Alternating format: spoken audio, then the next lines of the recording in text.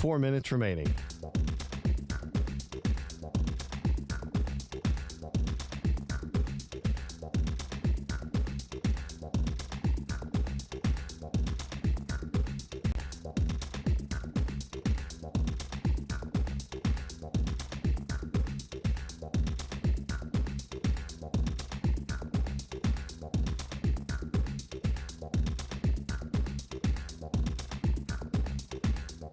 Three minutes, 30 seconds remaining.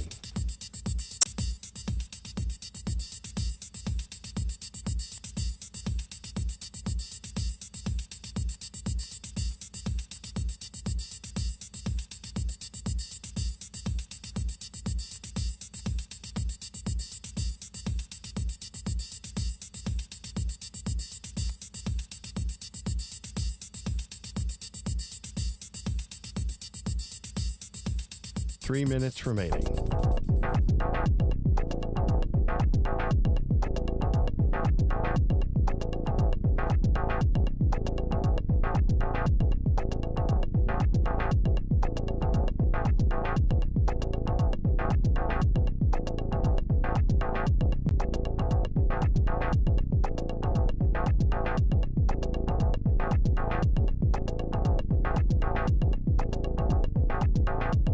Two minutes, 30 seconds remaining.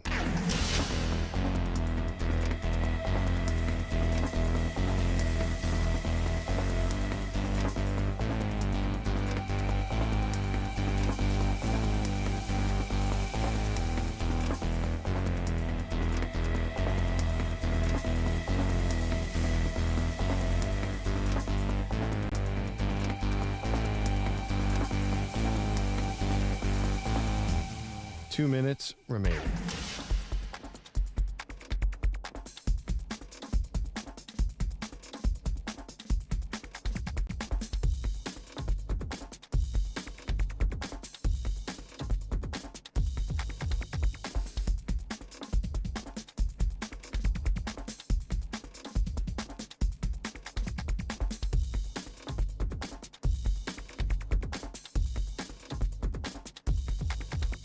One minute, 30 seconds remaining.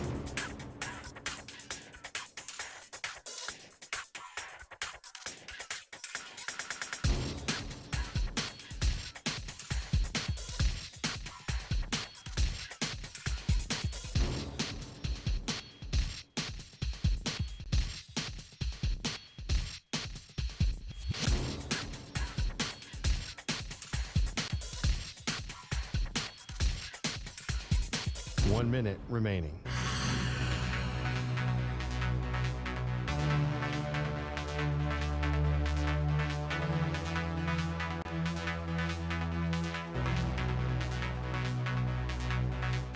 Forty-five seconds remaining.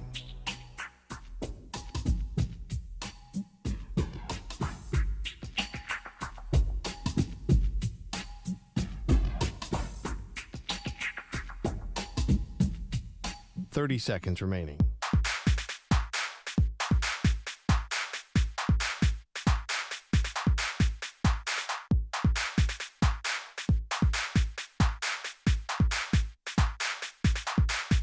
Fifteen seconds.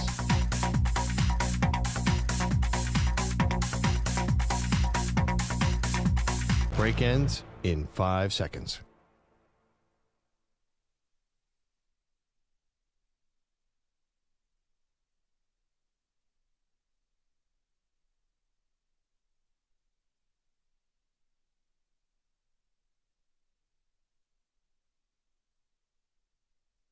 To infinity and beyond. He's live. He's nationwide. This is the Zach Gelb Show.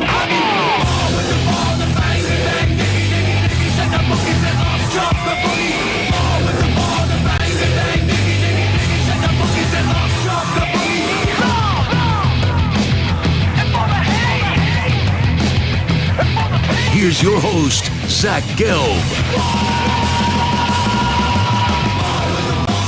Live from the Play Show, yet not overly ostentatious studios of the Infinity Sports Network here in beautiful New York City, sitting on top of the 10th floor of 345 Hudson Street. Welcome on in to what is already a Wednesday edition of the Zach Gelb Show across all of our great local Infinity Sports Network affiliates, Sirius XM, Channel 375, the free Odyssey app, and of course, streaming live on YouTube. 855-212-4227 is the number to jump on in. That's 855-212-4227. You could always get at me on Instagram, where I'm straight flexing, or via the good old cesspool of Twitter, at Zach Gelb. That's ZACHGELB. Coming up at 4 p.m. Eastern Time today, 1 p.m. Pacific, we will be joined by Super Bowl champion from the Philadelphia Eagles. Had a massive pick six in the Super Bowl. Cooper DeJean is going to stop by and join us. So looking forward to that conversation in about an hour from now. Got Stuart Kovacs, got Moist Mike here with me as well. We got a whole lot to do on a very busy Wednesday edition of the show. So yesterday, I was kind of just spitballing, right? Sometimes I'll get on the air and I'll say things that I've been told, and I'll share you some inside, behind the scenes type of information. And other times, just in an impromptu fashion, I'll just be talking about something, and then it's crazy how the next day then everybody else is talking about it. So I was really trying to figure out, why would the Rams move off of Matthew Stafford? And I go, okay, let me play this game, even though I don't think it's going to happen. If the Rams were to move Matthew Stafford, who would they be interested in? And I was going through the list, and I was like, they can't be moving off of Matthew Stafford to go trade up for a quarterback in the draft, because it's too much work to go from where they are, divisional round weekend, to move up and be either the first or second pick so you could get either Cam Ward or Shedeur Sanders. So I said, scratch that. That's not a good thought. Then I'm thinking about the quarterbacks that are available, and I said to myself, you're not moving off of Matthew Stafford to make Justin Fields, Russell Wilson as your quarterback. You're just not doing that, or even Kirk Cousins. So those three were no, no, and no. And then I go, what about Sam Darnold? And I said to myself, you're really going to give Sam Darnold, that's the move you're going to make with a good team. You're going to give Sam Darnold a 3 or 4 year contract where you still have a Super Bowl window. And Sam Darnold in his last 2 games of the season was horrible when the games got bigger and the moments mattered more. So I said, no. So I'm thinking about, who could they get? And I go, well, what about Aaron Rodgers? And I made the case yesterday that, yes, I'd rather have Matthew Stafford over Aaron Rodgers. But I said Sean McVay is a little bit of a wild card. So if he wants to get something from Stafford, and maybe this is moving on from a player 2 years earlier rather than 2 years too late, and maybe they only think Stafford has another year or maybe another year or two, I would still go to the well with Matthew Stafford, because I don't think he's a bad quarterback. As I've said, I think he's the 7th best quarterback in football right now. I think he's the 2nd or 3rd best quarterback in the NFC right now. So he's a top 7 quarterback in football and a top 3 quarterback in his conference. So I would not get rid of him. But I wanted to play into this game because there's so much smoke here. And where there's smoke, there's a fire on the possibility of the Rams moving off of Matthew Stafford. And that's the name I zeroed in on yesterday, where I was just thinking, spitballing, having fun, talking about it. And I said Aaron Rodgers. And I could see Sean McVay getting something back for Matthew Stafford. Maybe it's Pittsburgh. Pittsburgh gives up a first-round pick, so you get an additional first-round pick, and the Rams go from F those picks to then acquiring picks and acquiring assets. And then you get a quick fix where, sure, Stafford you may only think has a year or two left. Maybe you go to Aaron Rodgers, and he has a year or two left in the NFL. So that's what I honed in on, that if the Rams were going to move off of Matthew Stafford, their replacement is going to be Aaron Rodgers. And lo and behold, Adam Schefter on his podcast yesterday just talked about the Rams potentially making a push for Aaron Rodgers if they can't find a way to hammer out this contract situation with Matthew Stafford. This is Shefty.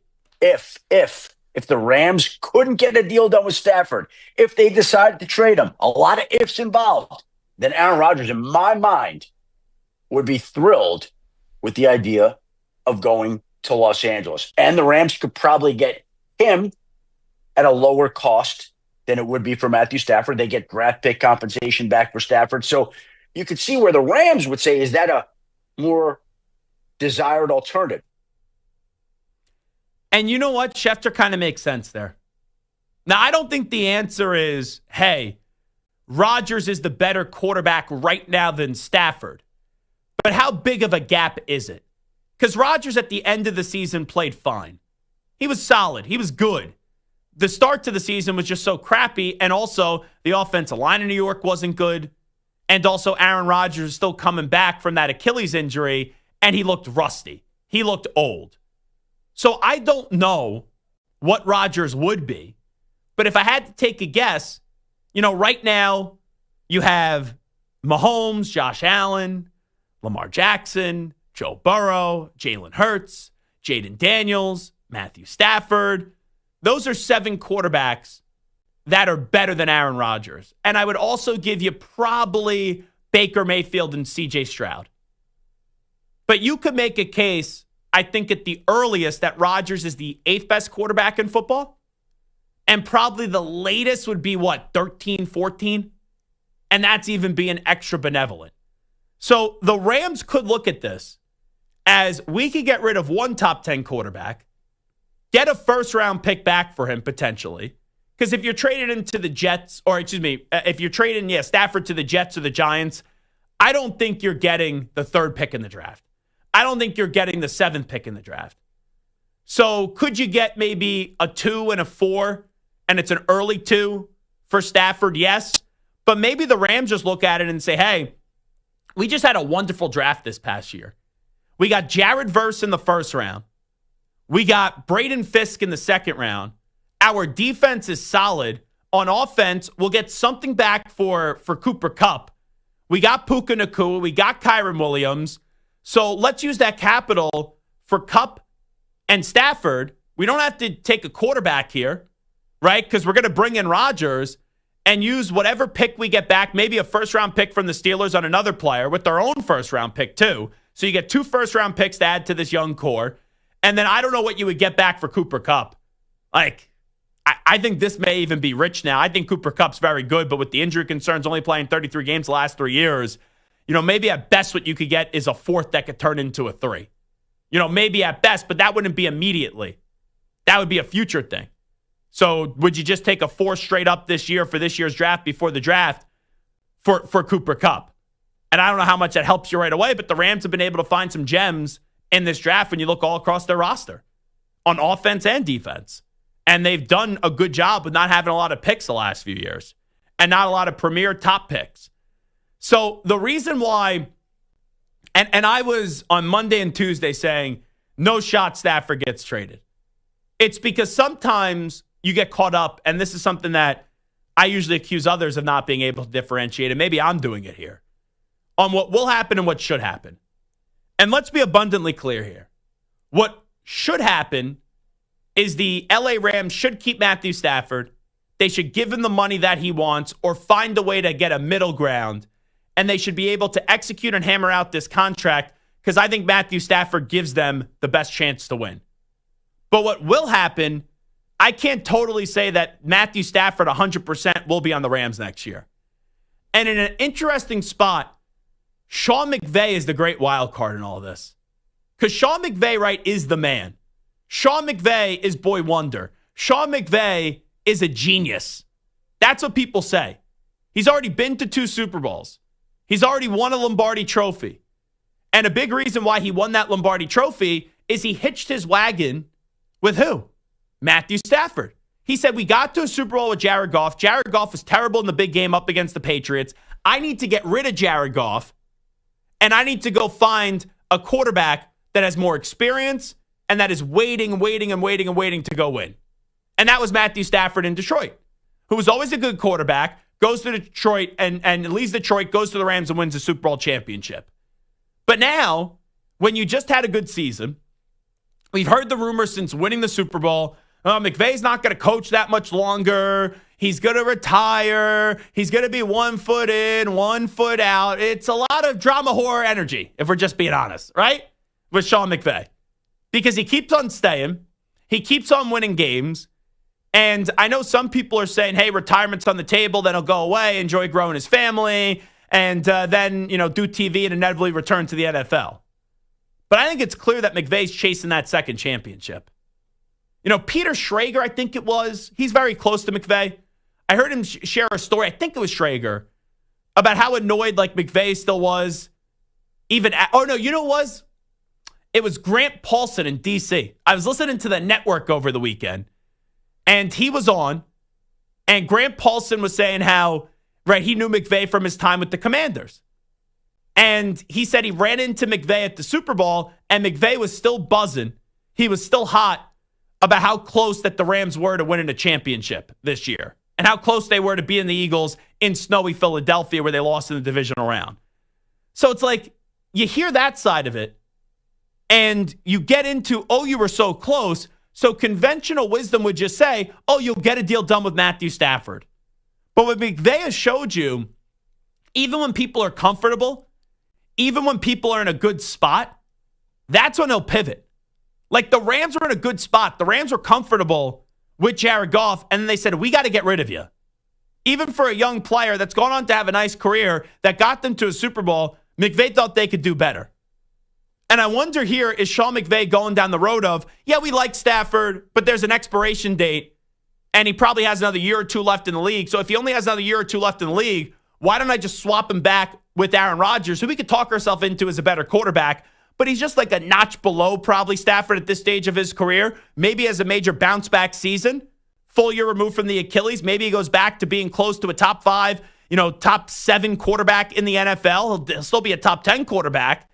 And maybe we get rid of Stafford, get some capital back for him, which could be a first or a second round pick, and maybe then some. And then we go sign Aaron Rodgers, who, let's be real, even though Aaron Rodgers has a massive ego, here's the other part of the conversation. Where is Aaron Rodgers going once he officially gets released from the Jets? Like, you look at the destinations, the Steelers are a solid one. The Giants aren't. The Raiders aren't. The Titans aren't. Like, you go through these destinations, there's not a lot of good destinations that puts Aaron in an advantageous situation. Right now, at all the realistic ones, the best one are the Pittsburgh Steelers, who, by the way, have a bad offensive line, and they got a solid defense that did not play well down the stretch, but you would expect them to bounce back. And you got a coach in Mike Tomlin who's respected, a good coach in this league, but with that being said, he has not won a playoff game since the 2016 season. So if the Steelers right now are your best option that you think is realistic, wouldn't you be willing to take a little bit less? If Sean McVay and Aaron Rodgers start talking and McVay goes, hey, there's a chance we move on from Stafford, but you got to do this on our terms, Aaron. And I know Aaron Rodgers isn't a Mr. Our Terms guy, but towards the end of his career, you look at the Rams with Kyron Williams, with Puka Nacua on the defensive side of the ball, the young core that they have. Wouldn't you much rather go and play at SoFi Stadium with Sean McVay and with that young team that they have? Absolutely. So I don't know how this is going to go down, but if I'm the Rams, two things either have to happen. Priority number one, which is priority number one to me. I don't know if it's priority number one to Sean McVay, though, anymore. Because Sean McVay, right, has all the answers, and he's a very smart guy, but maybe he's going to pivot away from Stafford. But if I'm running the Rams, I'm getting a deal done with Matthew Stafford. Even if it's not, hey, give him an extra year or two in the contract, we'll boost up your salary enough on the 2 remaining years to make it happy. But whatever it is, I think that's a situation that you could fix. But if it doesn't go that way, then the Rams need to make one phone call only. And that's to get Aaron Rodgers there. Because you still have a core here that could win. You still got a young group that could win. And you could figure out what life will look like after Stafford, after Rodgers, right? But if you can't find a way to iron it out with Matthew Stafford, then Rodgers makes a ton of sense. A ton of sense for the LA Rams. But we'll see how that plays on out. McVay's the wild card here, though. And I don't know which way he's going to go, but there should only be 2 options. Because all the other names out there in the market aren't good enough, and I would not move on from Stafford for those names, and I don't think it's likely that you're going to move up in the draft. So it's behind door A, and what's behind door B? And behind door A is getting the deal done with Stafford, which you know will work, which you know you have a chance to compete for a Super Bowl next year. But maybe McVay looks at this and says, hey, we won a Super Bowl with Stafford. He's not going to win a second, so let's get something back for him. And then it's, go get Aaron Rodgers. What are you shaking your head about, by the way, Samter?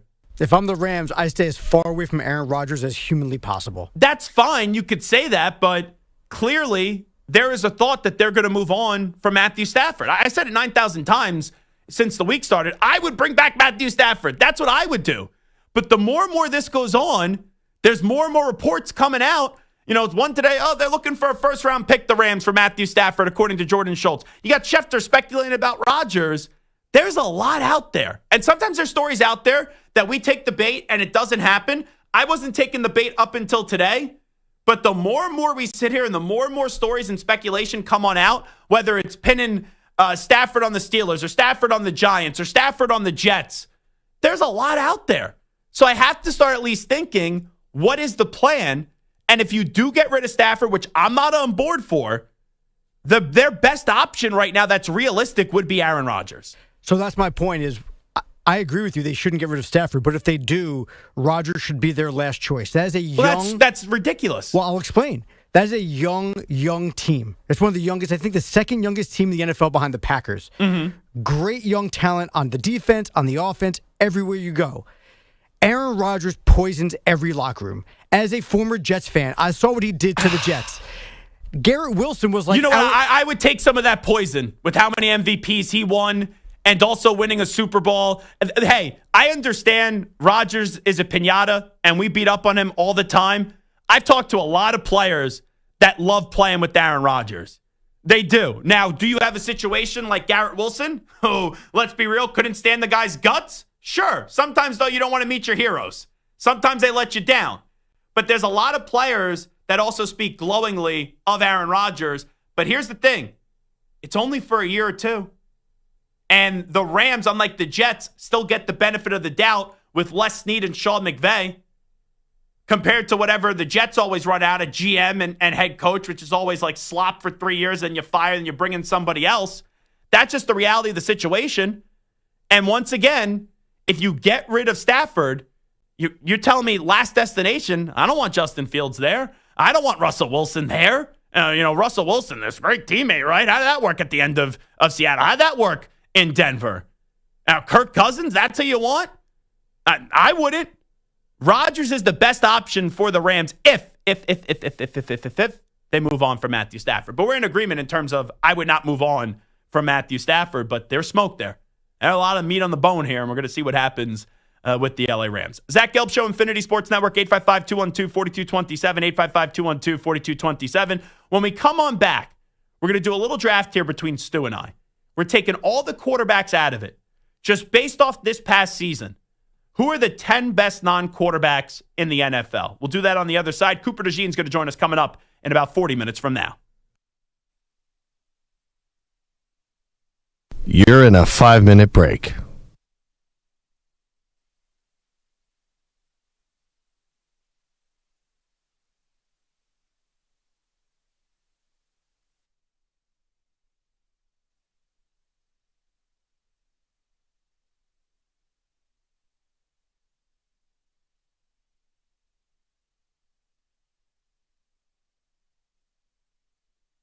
Four minutes, 30 seconds remaining.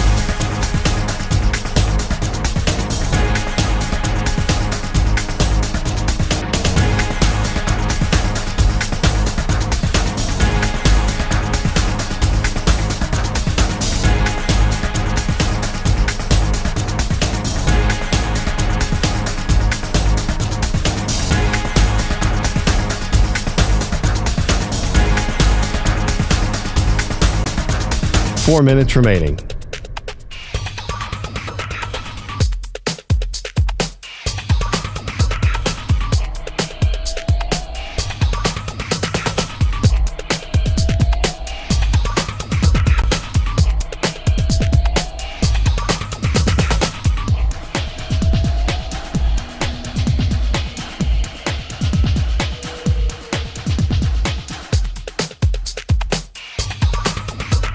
Three minutes, 30 seconds remaining.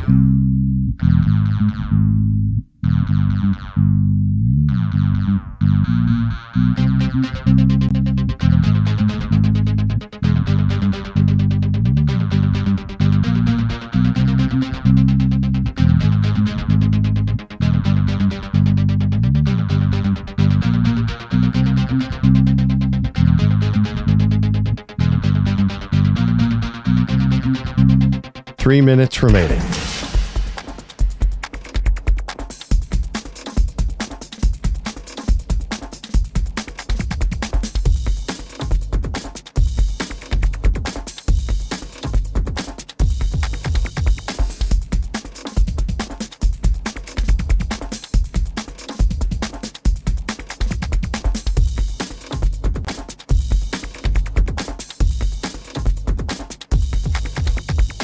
2 minutes, 30 seconds remaining.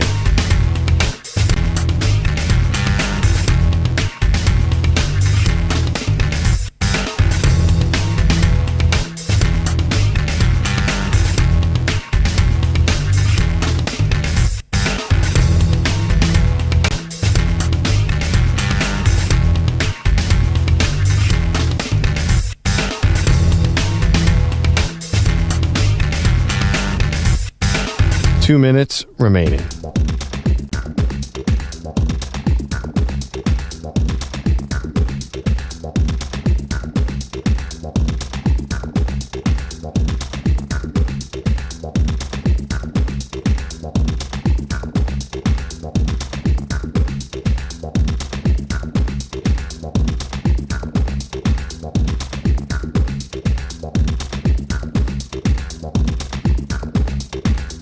One minute, 30 seconds remaining.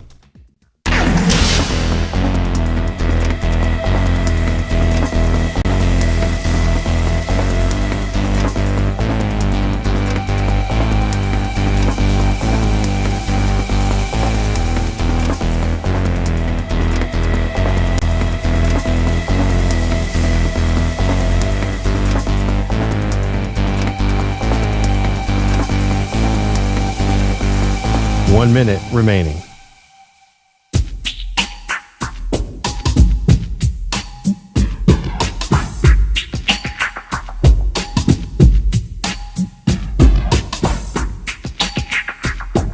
Forty-five seconds remaining.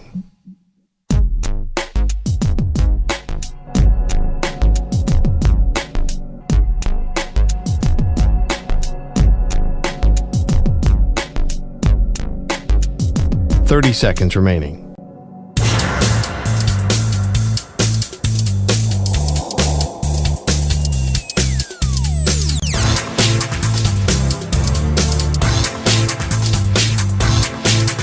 Fifteen seconds.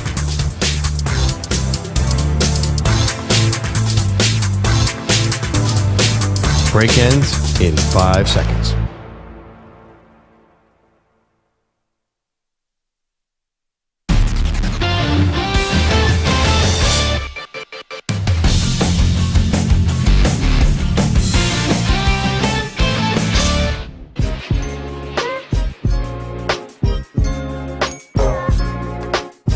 You're listening to the Zach Gelb Show on the Infinity Sports Network. Cooper DeJean's going to join us coming up at 4 p.m. Eastern, 1 p.m. Pacific time today on the Zach Gelb Show. I did see two stories during the break. They have nothing really to do with sports news. One is about a porn star. The other is about someone that, let me tell you, we thought he was crazy at the time, but he ends up having a pretty successful family. So here's story number one. LeVar Ball. We haven't talked about him in a while. The last time I talked about LeVar Ball was when I shared the story the time I met him, and it was with his first public encounter, meeting him in person, Joel Embiid, and I had this great viral video, and Freddie Mitchell tried to basically steal it off of me, FredEx. We talked about that in the Eagles Super Bowl run. But unfortunately, LeVar Ball had his foot amputated after suffering a serious medical issue per TMZ. So best wishes to LeVar Ball, but I see the photo right now of him in the wheelchair with a bandage, and there's no more foot on LeVar Ball because obviously he got amputated. So I don't know if it's like a diabetes situation or something like that, or if he got caught up in some accident and they had to amputate his foot, but he's smiling. So best wishes and a good speedy recovery to LeVar Ball. Now here's the other story, Stu. And also Samter, which if Pete Bellotti was running the board here, he may dump this segment. So, Stu, if I ask you the name of Bonnie Blue, do you know who Bonnie Blue is? I've seen on Twitter a lot of Bonnie Blue talk the last month or two, I'd say. So, Samter, you don't know who Bonnie Blue is? No clue. Really? Do you live under a rock or something? She hasn't popped up on your Twitter feed or Instagram, anything? I mean, she may have. I just don't know the name. Well, if you tell me the story, maybe I've heard of it. She's a porn star that she has slept with 1,000 men in a day. Okay, I know her. Yeah. I didn't know her name. I knew her face. I can pick her out of a lineup. So she slept with 1,057 men in a single day. Forget like Wilt Chamberlain scoring 100 points in a game. Forget about, well, I think it was Nick Foles who tossed like 6 or 7 touchdown passes in a game. That's got to be one of the craziest accomplishments, if you even want to call it accomplishment, that I've ever read about. So I saw a post today, and right, there's so many things on Twitter that you don't think are true. So I just saw like a flipping post in passing on Twitter. It said Bonnie Blue was pregnant. And it was just like a picture of her with the pregnancy test, and it was like, all right, you're having a baby. And I go, oh, that's like photoshopped. It like, hey, you sleep with 1,000 men in a day. You know, I'm no doctor, but there's a chance that you're gonna get pregnant. But I didn't think much of it. I go, it's probably just a funny satire post. But I'm reading it on Barstool right now. This story's picking up legs.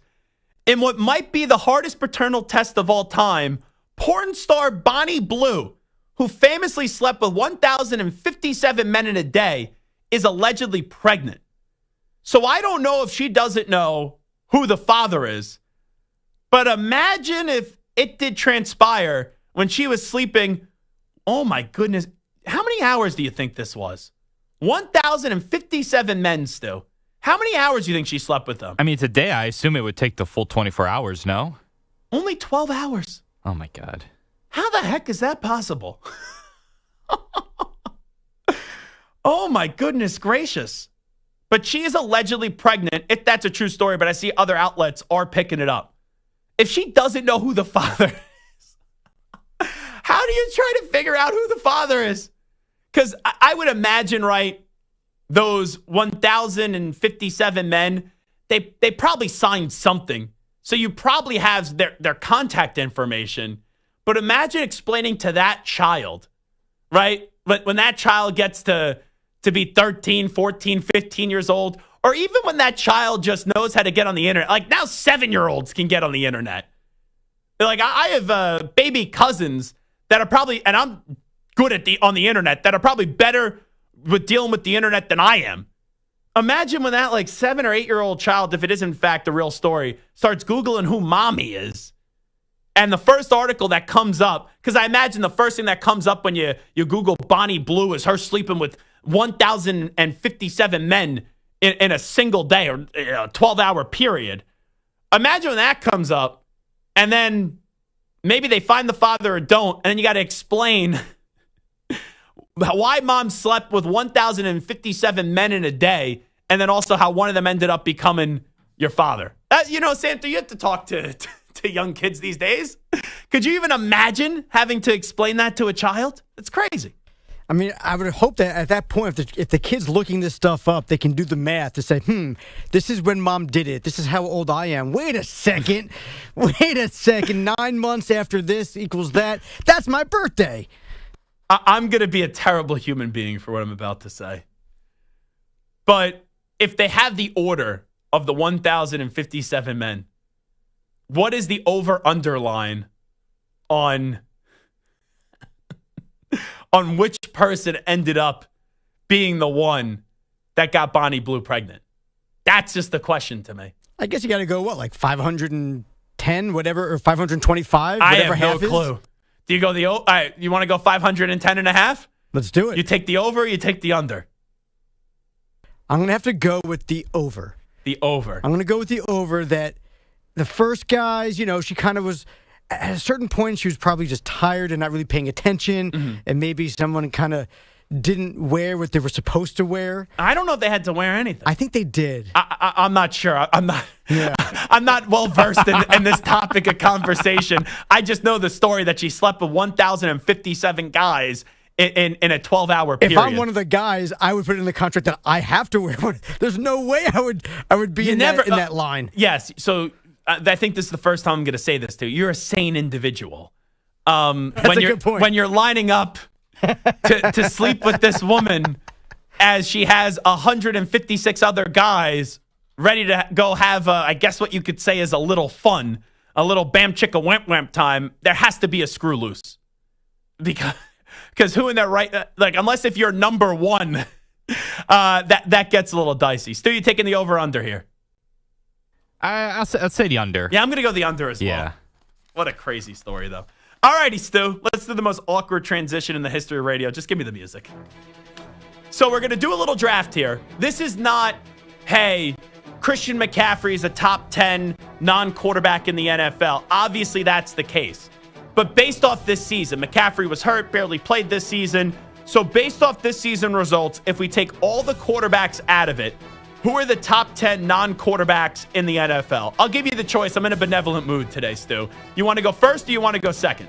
I'll go first. Okay. Who's the first pick here? I will go Saquon Barkley. Just with his stats, he almost broke the rushing record. He probably would have if he played that last game of the regular season. I think he, for me, is the best non-quarterback this year. Saquon Barkley. All righty. I agree with you.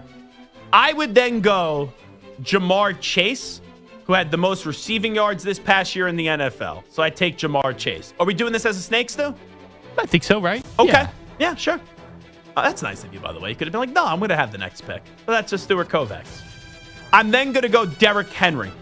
I thought Derrick Henry, outside of Saquon and Jamar Chase, and hey, you could factor in defensive players here too, was for a while one of the best offensive players in the league this year if you take the quarterbacks out of it. So Saquon, Jamar Chase, and Derrick Henry off the board. Who's your next pick? Okay, I will go Justin Jefferson. I think if it wasn't for Jamar Chase, we'd be talking more about Justin Jefferson's great season that he had statistically. So I will go with him first. And then I will go to the defensive side of the ball. Again, just based on this season, it's hard not to go with the defensive player of the year, and that is Pat Surtain. There are a lot of good options, but I'll go Surtain here. So I thought going into the year that Pat Surtain was the best cornerback in football. It's nice to see him win Defensive Player of the Year. I was just thinking, okay, who's going to be the first defensive player? And you know who I still think it needs to be? And I'm not just saying this because he was on the show, but I'm going to say based off last year, it still needs to be Myles Garrett. So I have no problem with Pat Surtain winning Defensive Player of the Year, right? Because you also usually have to have some team success as well. And you saw the Broncos get to the playoffs while the Browns were one of the worst teams in football. So I take Myles Garrett. Then after that, this is where it gets interesting. So Myles Garrett's off the board. Pat Surtain is off the board. Do I stay defense or do I go to the offensive side of the ball? Because right now, offense, it's slim pickings. Gets tricky. You would still say. Yeah. Oh, boy. I'm stuck between two offensive linemen. I'm stuck between Tristan Wirfs and Penei Sewell. I'm going to go Penei Sewell. So I'll take Penei Sewell there. I'll go an offensive player there. I'll go offensive lineman. Show some love to the big fellas up front. Okay, I will go with the person who led the league in sacks, and that is Trey Hendrickson. I know he's not maybe as much of a household name as he should be, but he had a tremendous season. So that's 8, by the way. So we have Saquon, Jamar Chase, non-quarterbacks based off this season, the best 10 non-quarterbacks in the NFL. Saquon, Jamar Chase, Derrick Henry, Justin Jefferson, Pat Surtain, Myles Garrett, Penei Sewell, and Trey Hendrickson. So that's 8. So you get one more, and then I get another. I get one more. He didn't have the statistical season that he's had in the past, but he still made a lot of impact plays in terms of like forced fumbles, fumble recoveries, and stuff like that. I'll go TJ Watt. Okay, good. He was on my list. So I have 3 guys left. Or actually, no, just 2 guys left. And I could only... When you say there's 2 guys left, you think Bonnie Blue was relieved when she heard that there's only 2 guys left? Here's who it was between for me. Micah Parsons or Fred Warner. Is there anyone else that you considered, Stu? Just wondering. There is. Amon-Ra St. Brown. Ooh, that's a good one. So when I look at this, Fred Warner is an all-pro, and I think he's the best linebacker in football. Micah Parsons is one of the best edge rushers, but he's not the best edge rusher in the NFL. And he had 12 sacks this past year in 13 games. So think about what he would have done if he played the entire season. Oh, I feel criminal not going Fred Warner here, right? But isn't the right call Micah Parsons still? I think so. Yeah. So I feel good about this list.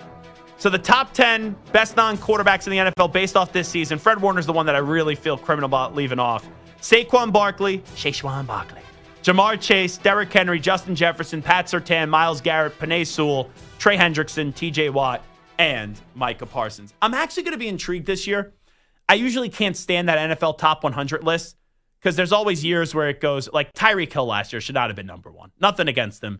I always think you got to have a quarterback be number one. But I'm fascinated by what that list is going to look like, not only with the MVP conversation with Josh Allen and then Lamar Jackson, but then a lot more offensive linemen getting recognition, the pass rushing conversation being so compelling, and the wide receivers being really fun as well. I'm just curious where that conversation is going to be and what that list ends up looking like. Because not only did we have Tyreek Hill 1, I believe we had Trent Williams, Christian McCaffrey, Travis Kelce, Chris Jones, all around the top 10, maybe top 12, let's say. And a good amount of those guys weren't at their normal self this year. So you would think that they would usually drop, but who knows? All righty, Cooper DeJean's going to join us coming up in about 22 minutes from now. We'll take a break. We'll come on back. We'll update you some of the biggest stories in the world of sports with some audio. We get to the news brief next. Update time first. Here's Zach. Infinity Sports Network Sports Flash. And we start with a riddle sponsored by Progressive Insurance. What do your home and auto have in common? Progressive protects them both. It was an easy riddle. Learn more at Progressive.com. The Eagles opened last year in San Paulo and went to the Super Bowl. The Chargers are hoping they can follow suit. They've been selected by the NFL to host the Friday night game in Week 1 in the Southern Hemisphere. Their opponent still to be determined. The Eagles promoted passing game coordinator Kevin Patullo to offensive coordinator today, and the NFL salary cap is going up to at least $277 million, a raise of over $22 million from the previous year. The Lakers opened the second half of the NBA season as one of the league's most intriguing teams. They won 5 in a row, then added Luka Doncic to the lineup and went into the All-Star break at 32-20. Fifth in the West. They resume play tonight against the Hornets. Head coach J.J. Redick hoping to take advantage of the second worst team in the East before they close the month with 4 playoff contenders. The next month is going to be a huge challenge for us. And it's the quality of opponent, but it's also just the schedule in general. It's going to be difficult. We've got to fight through it as a group. The Lakers have won 7 straight at Crypto.com Arena. Auburn looks to build on its win over then second-ranked Alabama. The top-ranked Tigers back home to host Arkansas, while the Crimson Tide are on the road at Missouri. I'm Rich Ackerman. The Infinity Sports Network is on your smart speaker. All you have to say is play Infinity Sports Network.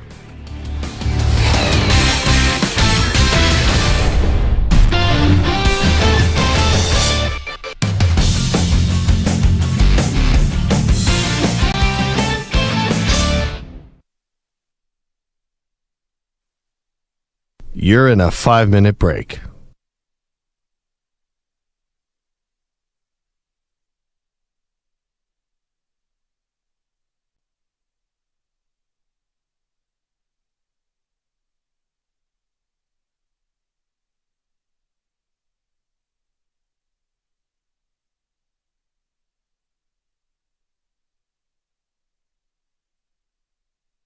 Four minutes, 30 seconds remaining.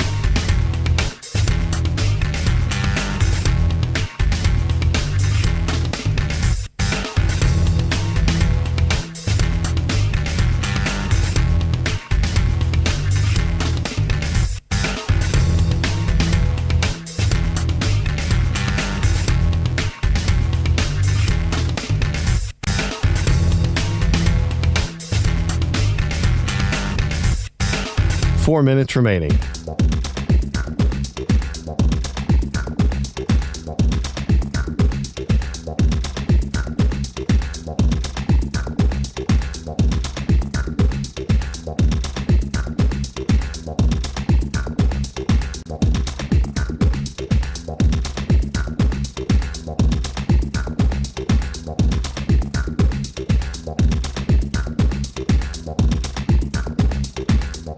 Three minutes, 30 seconds remaining.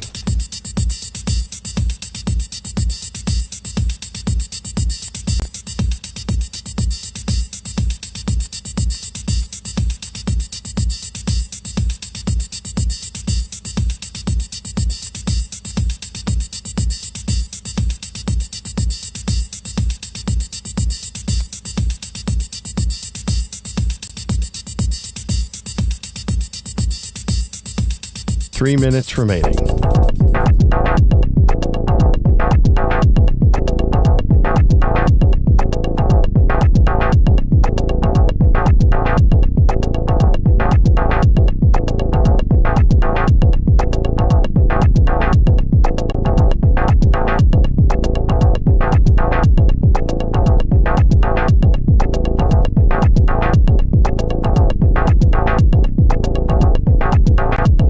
2 minutes, 30 seconds remaining.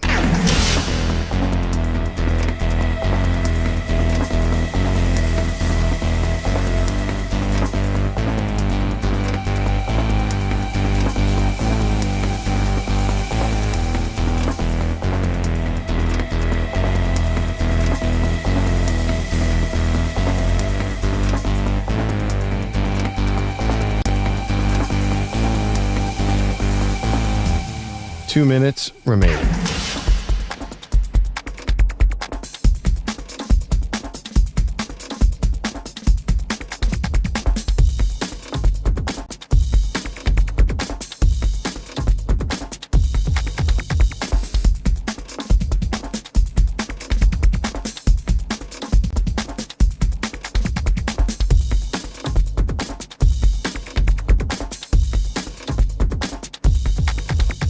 One minute, 30 seconds remaining.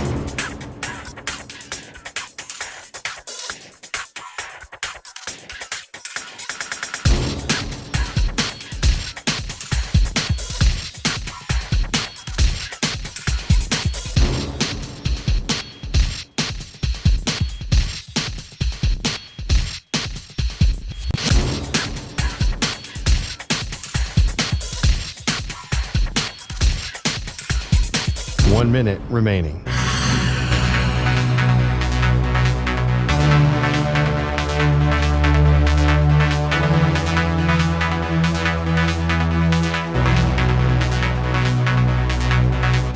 Forty-five seconds remaining.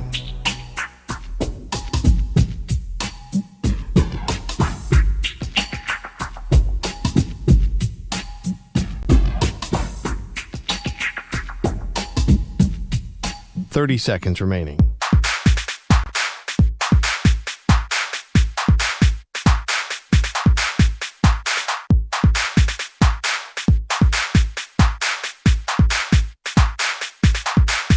Fifteen seconds.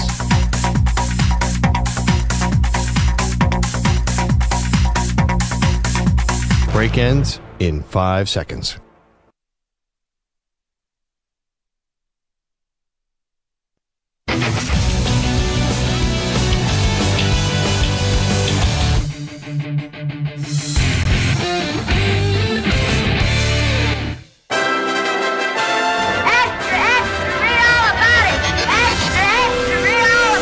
Time for your daily news brief. We get you caught up on the rumors, reports, and reconnaissance from the day in sports. It's time to ask the pros, where you, the listener, gets asked us a question brought to you by O'Reilly Auto Parts. Simply tweet your questions at INFSportsNet or at Zach Gelb using the hashtag #AskThePros. Be listening later in the show. We might answer your question. Think O'Reilly Auto Parts for all your car care needs. Get guaranteed low prices and excellent customer service from the professional parts people at O'Reilly Auto Parts. O'Reilly Auto Parts. Let's go to Malik Neighbors. He was on the Ross Tucker Football Podcast. Should the Giants draft a young QB or sign a veteran? I would say probably both. You'd rather have a young guy where you can grow with, and a veteran that, you can play with early on. He knows what's going on. Got it. But that rookie also can learn from that vet. That's a good point. So when he comes in, it's not like, here, you're the savior of the team. It makes the level, it makes that you're not so nervous about what you get into. I wasn't the savior of the team, so I didn't have that kind of pressure on me. Did I have pressure? Yeah, I was a 6th overall pick, but it wasn't like that kind of pressure that the quarterbacks have. Right. You're trying to change a franchise. You coming in, don't have no quarterback there. You have to change this franchise around. I don't want that on a younger guy, a young QB, that can mess up their mind. You start hearing that, you're a buzz, they should never pick you.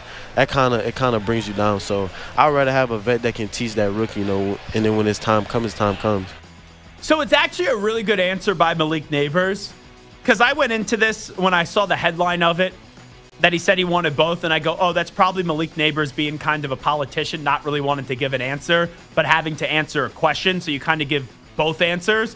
But the way that he sells it is that, hey, you could bring in a veteran, have him teach that rookie, and then when it's the rookie's time, he goes. And we've seen that before, specifically with the Giants.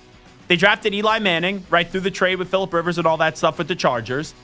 And then they had Kurt Warner there. Kurt was playing fine. Giants are winning games, and they thought that it was time to make the move right in the middle of the season.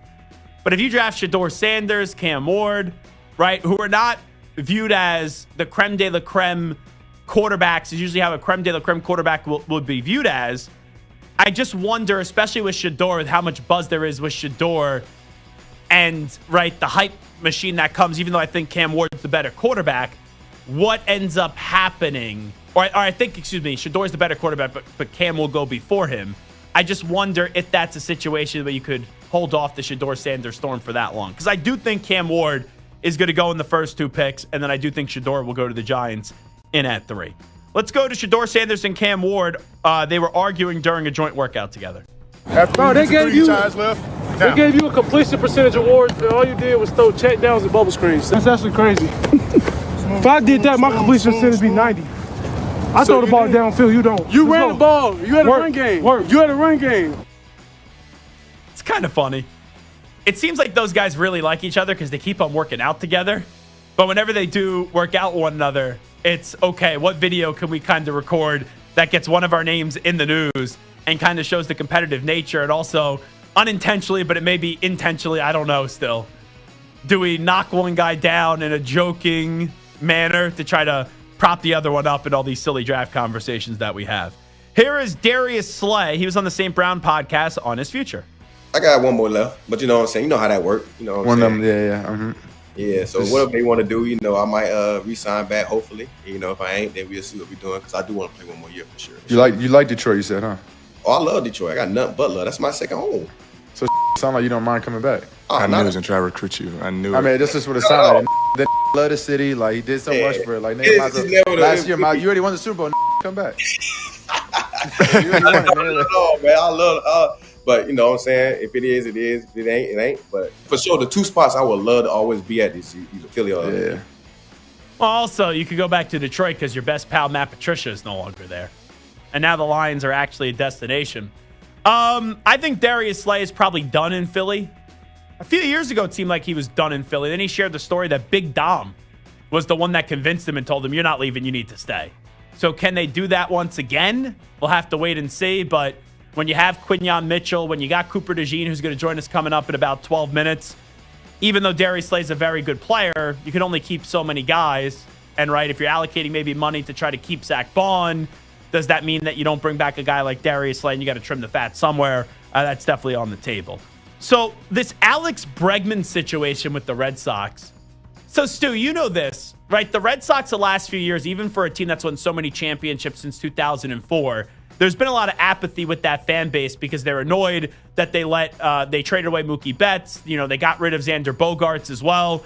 And the Red Sox kind of have that cheap kind of perception to them. And John Henry has been very unpopular. So isn't it crazy, Stu, how they get Bregman, even though it's basically like a bunch of opt-outs on a 3-year deal and all that stuff, and that was praised for about 10 hours, and then the Red Sox are embroiled in this controversy because Rafael Devers, who is a better player than Bregman, but Bregman is the better fielder. Bregman should be playing third, but Devers is like, I'm not moving any position. You want me to DH? That ain't happening. I'm playing third base. And this has gone from such a good story for the Red Sox to instantly into kind of chaos here, right? It has, yes, definitely has, and it's kind of crazy. Because you're right, you would think you get a guy like Bregman, that's a good move, great move. Yeah, and Devers started it, right? Where he's like, I'm not moving positions. Right. So that's the first domino to fall. I have not heard Alex Bregman yet, but this is Alex Bregman. Let's see. I would think if anyone handles it well, right? And Bregman has had to deal with a lot of controversy going back to the cheating scandal with the Astros, right? Has already won a World Series in this league. You know, multiple World Series, a great player, all that stuff. I wonder how Bregman handles it, because if anyone's going to handle this professionally, I'm going to assume Alex Bregman handles it the right way, but I haven't heard this audio yet. Here is Alex Bregman and Rafael Devers saying third base is his position. I'm super excited to just be his teammate. He's a great player. I think everybody in this clubhouse is worried about winning, and whatever it takes to help the team win, that's all I'm focused on. And I'll play wherever AC tells me to play. Yeah. So that's the best answer here. Alex Cora even said, hey, you know, the promises that were made to Rafael Devers were made by Chaim Bloom. He's no longer here. And then you get Rafael Devers popping off. Well, Tristan Cassis, who's the starting first baseman, This is what he had to say on the issue. Listen up to this guy. I think it's Rafi Devers' position. I think he's the third baseman, and at that point, that's where it stands. And he's done it for a really long time now. And I think he's only getting better at that position. I think his defense is getting better every single year. We don't know what the future holds, but we know it holds Rafi Devers. He doesn't know any other position. He doesn't want to play any other position, and he's going to fight for it, even if it's with any of the younger guys, any new guy. I think he's the best third baseman in the league. I wouldn't take anybody over him. So I think he should play third base. Yeah. So you think Bregman should play second? Rafi plays third. I think Bregman should play second base. Yeah. And then there was another clip too, where when they were asking him, how about some of the young guys that are competing for some spots, and he's like, it's not their time. They need to go back down to the minors pretty much. I get it. This guy's only 25. And he gave a really good interview. I think it was Sunday Night Baseball last year. Or maybe it was 2 years ago. I forget. And he kind of became a media darling. But this guy's only played in 222 games played. He's only been in 222 games in baseball. He's a 250 hitter, right? And he slugged 42 home runs and 109 RBIs. Those are his numbers. And he's walked a bunch with 119 walks. He's also struck out 226 times in his career. So I know that you're probably feeling yourself, but he's acting like he's the locker room lawyer, for crying out loud. If I'm a player, I'm not trying to put myself in this controversy. I'm doing what Alex Bregman did. We love Rafael Devers. We love Bregman, right? It's ultimately Alex Cora's decision and the front office's decision. I'm going to stay out of this one. But I just want to see what's in the best interest of the team. But those are the conversations right now. So in Red Sox land, you get Bregman, wonderful, and now you got a Rafael Devers-Bregman situation, and I think this is what should happen. Devers should DH, and Bregman should play third base. That's what I think should happen.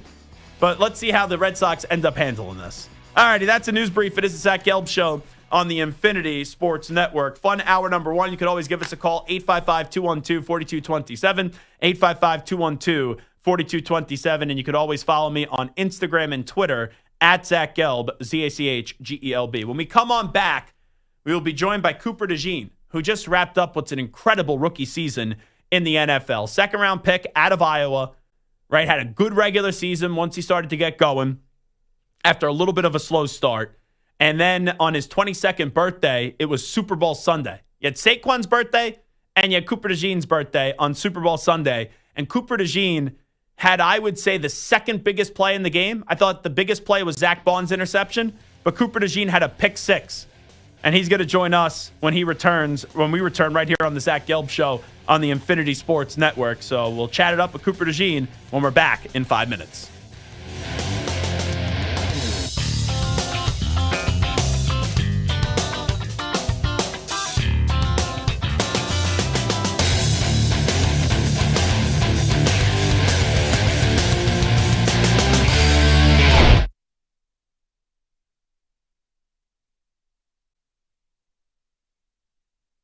You're in a 5-minute break.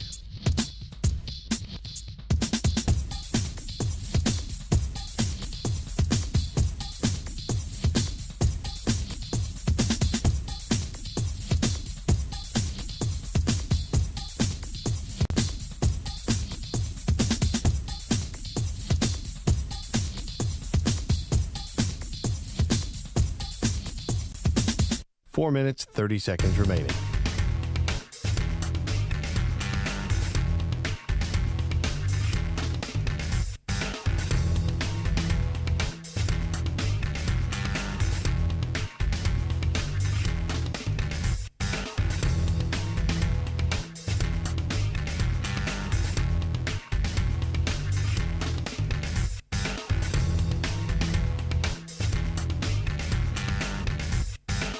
Four minutes remaining.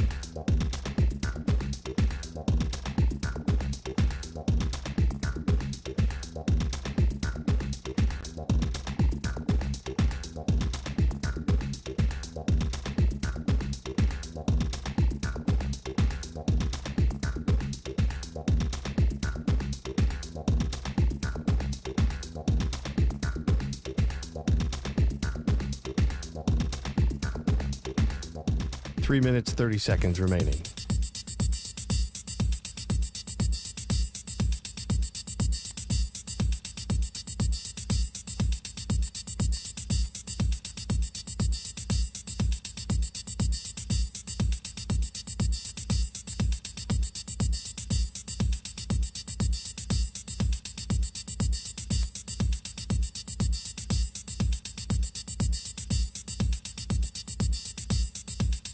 3 minutes remaining.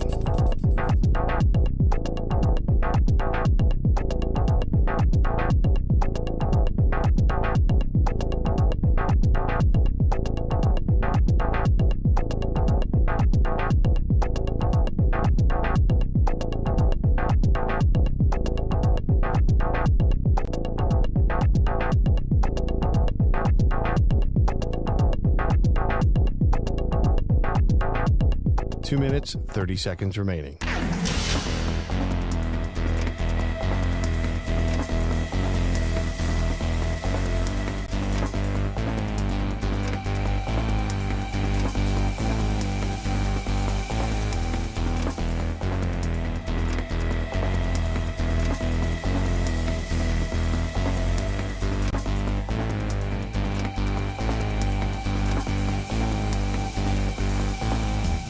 Two minutes remaining.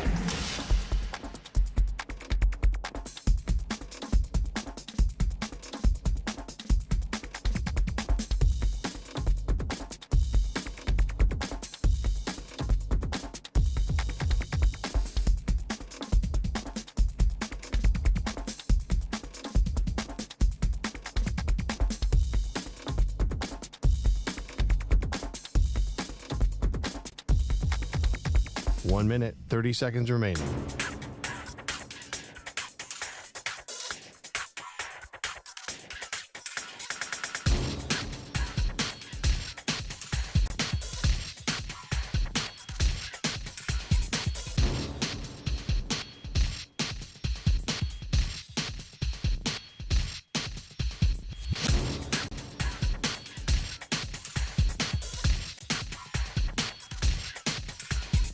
One minute remaining.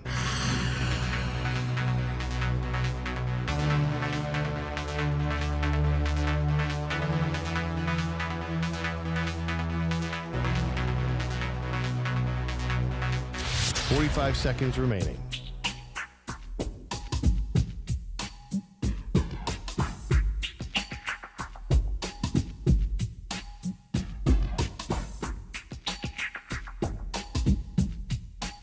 Seconds remaining.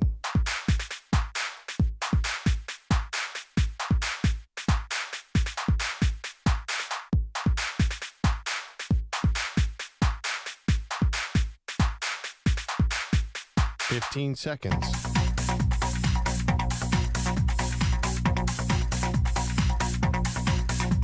Break ends in 5 seconds.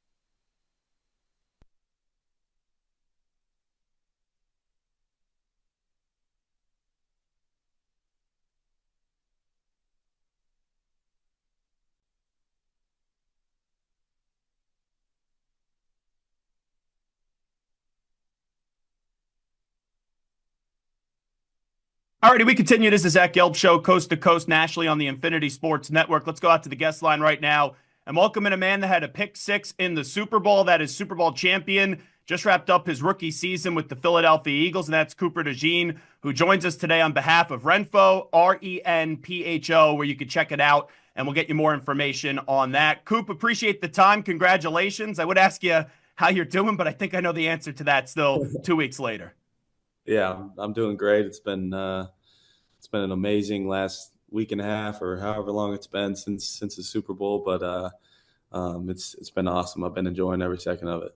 So clearly, you had the pick six in the game. You get to hold the Lombardi afterwards, and then after the game, you had the whole celebration, which was awesome.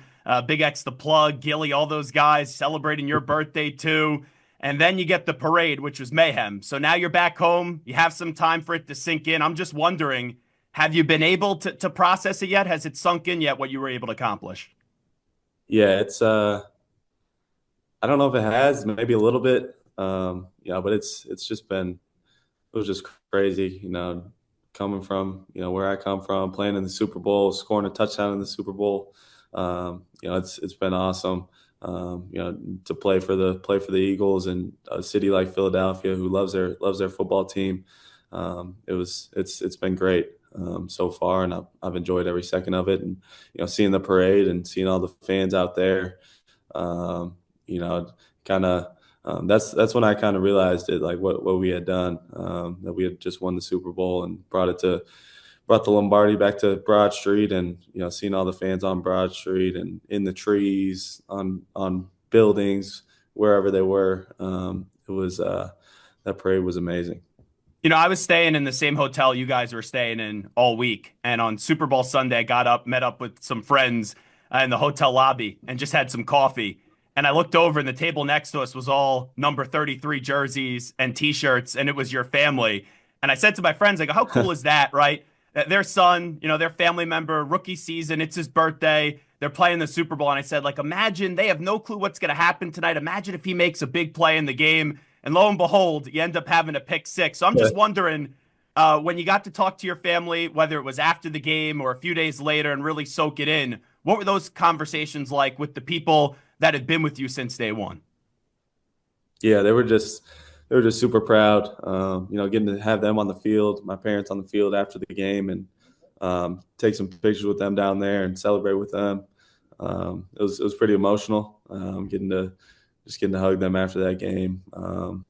Knowing, obviously on draft night, the first night of the draft, I was pretty disappointed, and then coming to the second day, I get to play for the Philadelphia Eagles. My dad saw how disappointed I was that first day, and he told me at the Super Bowl, just think about how disappointed you were on draft night, and now look where you are. So that was a pretty cool moment, and just having them there, really letting them take it all in with me was just amazing, and having my grandparents there, my two brothers were there too. So I'm glad they got to experience it. Cooper DeJean here with us on behalf of Renfro, Super Bowl champion Cooper DeJean, I should say, from the Philadelphia Eagles. So the pick six was just absolutely bonkers. The stadium was going nuts. It was like 70% Eagles fans just being in that building. When you look back at it, just take me through everything you recall on the play, and then when you're celebrating the end zone with your teammates.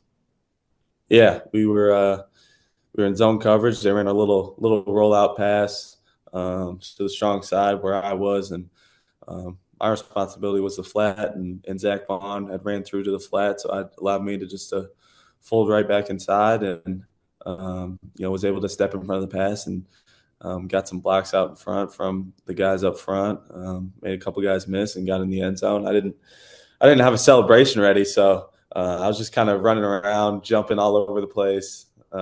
So I wish I had a better celebration, but it was a crazy moment for me. I had to catch my breath after all the adrenaline that was running through me after that play, and go back out there. So that was the toughest part about it, but it was just an amazing moment. And we know Kansas City has a great team, right? With this group, they've won 3 championships. They're a dynasty already. But you guys, and I thought you guys were going to win the game by 8. I know you ended up winning the game by 18. It felt like it was even worse than that as they got some points in the fourth quarter in garbage time when the game was already pretty much over. But to be able to have that performance, you humiliated them. I don't know if you know this in the moment, but that's going to go down in the history books. People are always going to talk about that dominant performance that you guys had. Did you know that this team, even as great as your team is, was capable of just wire to wire for 60 minutes, just beating the snot out of the Kansas City Chiefs? Yeah, I knew we were capable of it, and I knew we had all the guys to do it. I didn't know it'd be by that margin. We didn't think it'd be. I don't think anybody really thought it'd be close, but not like 3 scores or anything like that. But we had a lot of confidence. You see the interviews or the speeches before the game the night before, and just the confidence that those guys had, and it just trickled down to everybody on the team, going out there, and we knew what we had. We knew the game was about us and what we do with the guys that we have, and we went out there and put on a show. I've heard you a few times in this conversation, and I love it. It's so Philly, like hungry dogs run faster, that whole mantra back from the Super Bowl 52 team. mentioned draft night. And I'm a mock draft nerd. I follow all of them. And everyone had you going in the first round last year, and you fell to the second round. The Eagles, it ends up working out. They trade some picks to come up and get you, and you go to a great situation. But I could tell that you use that kind of as motivation. When you look back at that experience, falling to the second round and having to overcome not going on that Thursday night in the first round, just what did that kind of do for you internally and fuel some fire? Yeah, it definitely fueled me a little bit. Just knowing that, all those teams that pass on me, and then I come to Philadelphia and I get to play against them all, and the run that we made, it just makes it that much sweeter. When you win a Super Bowl as well in your first year, and luckily I was able to make an impact on this team. I said, after that first night, I just wanted an opportunity to play football, and the Eagles gave me that, and they trusted me and plugged me into that defense, and I couldn't ask to be in a better place than Philadelphia. When you look back at your life so far, you're 22 years on this planet, you've already accomplished so much, but you were overlooked for a while. Small town kid, you end up going to Iowa. I believe that was your only big time offer.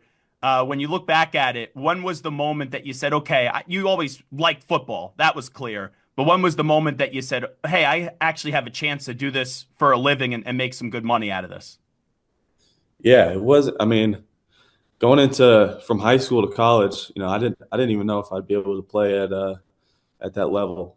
Coming from a small town, you never know. But I just tried to put the work in and prepare myself and make sure I was ready for the moment. At that level and be ready to go. And then after my freshman season, played primarily on special teams. Got a little bit of defensive reps, and then my second year is really when I kind of realized that I might have a chance to play in the NFL and make some good money playing the game of football. And it's just about the work that's put in. I think that's what I try to tell all the younger kids here. It's always about the work you put in. If you want to achieve something, you want to chase your dreams, and you got to put the work in to do it. It's not just gonna be handed to you. And especially being from a small town, it wasn't handed to me, and I had to work, and will continue to work to get my offer for Philadelphia as well. And you were ready for the moment this year, and you were ready for the big opportunity with the team that had Super Bowl expectations. You also got to kind of walk hand in hand with Quinyon Mitchell, who was also a rookie out of Toledo, first-round pick. Just how did that kind of ease the transition that you had someone right back and forth, the two of you? You could be a sounding board from one another, knowing that you guys were going through something similar, going from college into an organization like Philadelphia and being able to bounce things off one another through the ups and downs of a rookie season. Yeah, it made it way easier for me coming in with Q and understanding the NFL and what the NFL life was like, just with him. And we did everything together, from learning the playbook, extra time in the weight room, in the film room, whatever it was. We were always learning together. And I think seeing him start those first 4 weeks while I wasn't really gave me the confidence to know that, like, I can go out there and do this and play at a high level, just like Q's doing. And it was just awesome to watch him play this season, and everything that he's done, week in and week out, guarding some of the best players and shutting them down. So it's I know the work he puts in and the work that we put in together. So it's awesome to be able to end our first year together in the Super Bowl. And we know you guys could get at it on the field. I didn't know you had that type of game, though, off the field at the parade. I saw the chain kind of cut you up. Quinyon Mitchell, by the way, I thought he enjoyed himself the most during the parade. Maybe Nolan Smith could top him, but you guys enjoyed yourself at that parade. How is, like, right above your eyebrow doing? Yeah, I know you're wearing the Renfro hat. Is that because you're covering the scar? Yeah, I'm covering the scar a little bit. It's got a little small cut there, but it's all healed up. Q was definitely enjoying himself. He was on another planet, but it was awesome to see him enjoy that. And Nolan Smith, I think he was crazy too. I think everybody enjoyed themselves. quite a bit that day, and it was just awesome to be able to celebrate with everybody in the city and our team. Yeah, I lived in Philly for 7 years. I went to Temple, then I covered the Eagles for 3 years after that before moving here to New York City and back home. But I remember Super Bowl 52. I did postgame that year, and I live right by the Art Museum, so I remember the parade. And when you win in Philly, it's like no other. You're a small town kid, right? The fans have given you the support, but now it goes to a different level when you're a Super Bowl champion, and also you have a pick six, one of the more memorable plays from that Super Bowl in the season. How has it been like for you to just get all this recognition and become a rock star in the city of Philadelphia? Yeah, it's been crazy, kind of. Everybody. I had a meet and greet, and it was last weekend, and the line was around the whole store. So that was crazy, running into people out in public, taking pictures with people. It's my phone's blowing up still, so it's been crazy, but it's been fun just to be able to interact with all the fans, talk to them. So it's been a pretty fun time. What's the craziest message, whether it was during the season or after the Super Bowl championship, where whether it was text, DM, someone tweeted you where you go, I can't believe this person wants to talk to me, and it was maybe a little bit of a humbling moment for you?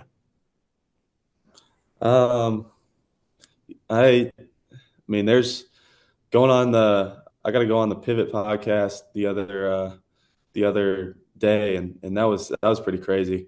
I've been on Pardon My Take.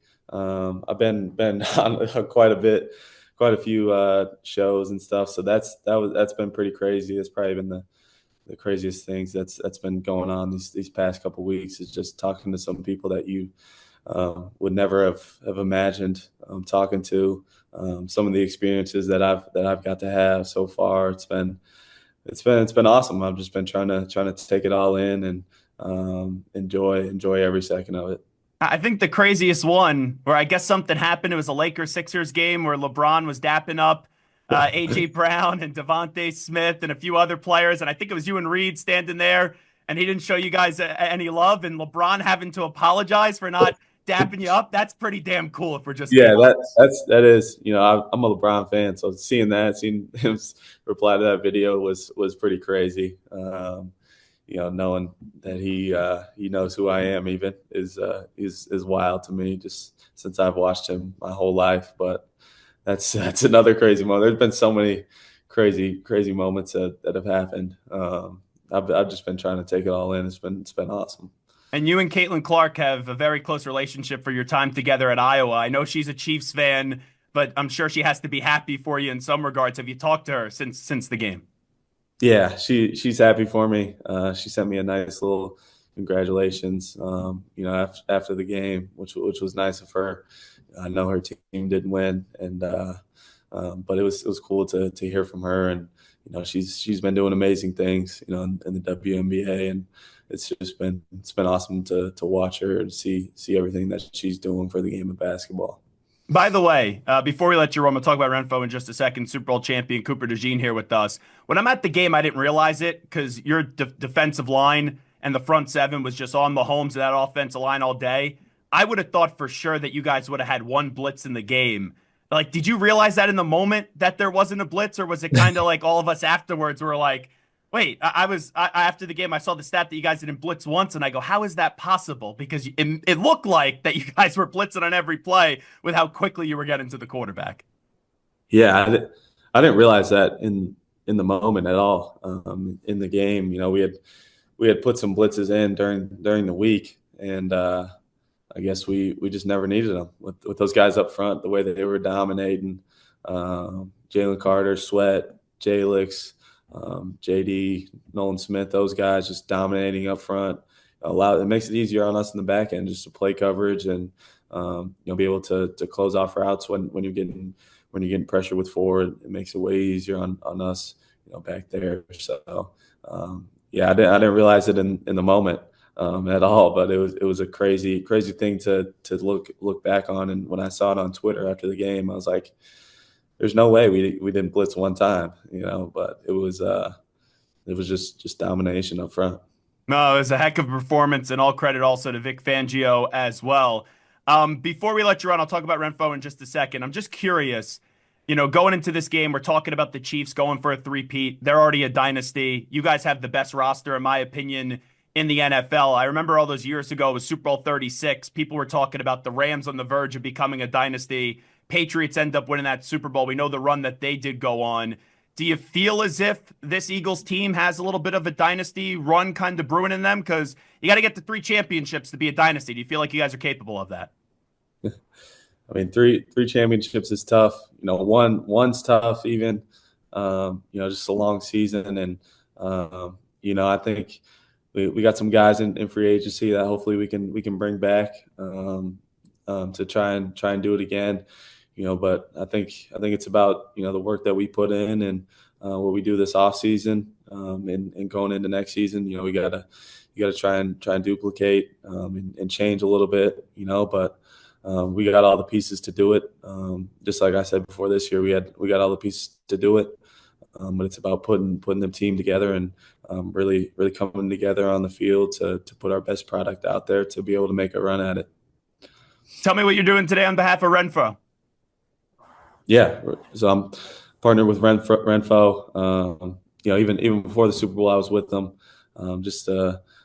They've done a lot for me. Helped me with my recovery throughout the season and being a long season, especially when you're making a run at the Super Bowl. Just helping me take care of my body. They got a lot of great equipment.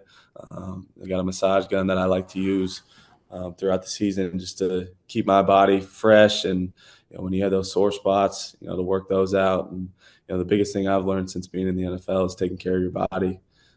You hear that from the older guys, all the time, and that's what Renfo's helped me do since being a partner with them.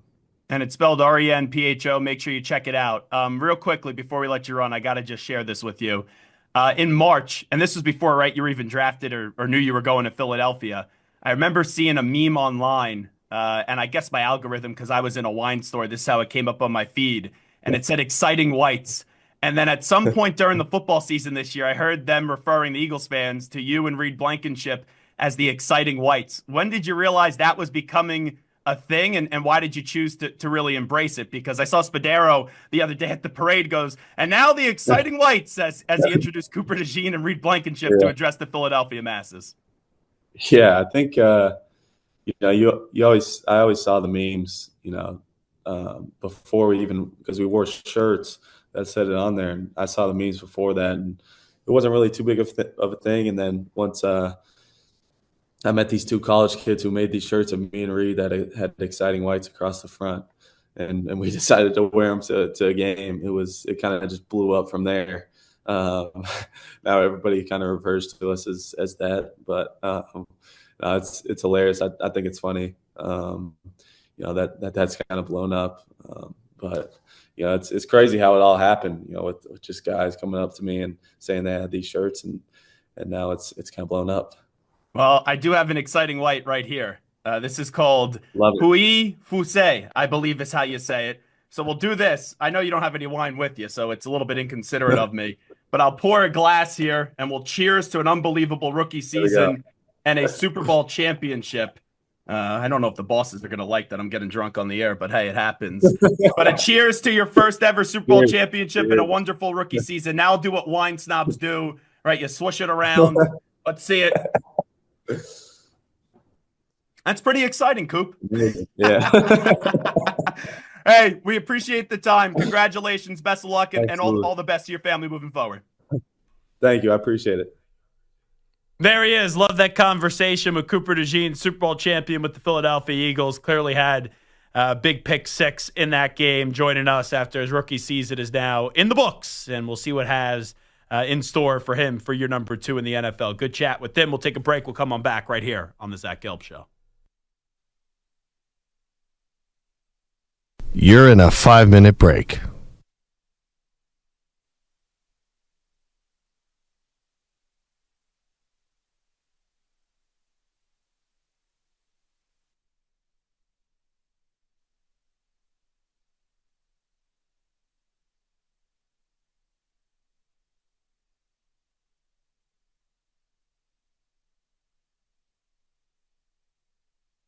4 minutes, 30 seconds remaining.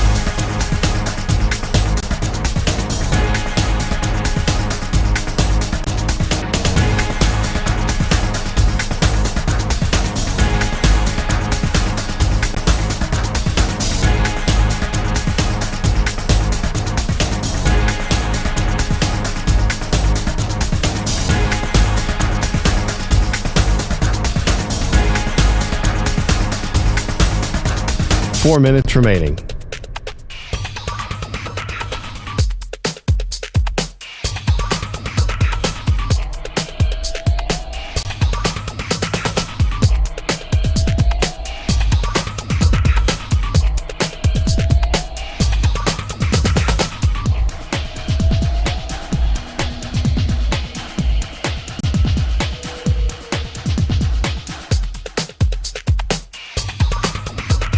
Three minutes, 30 seconds remaining.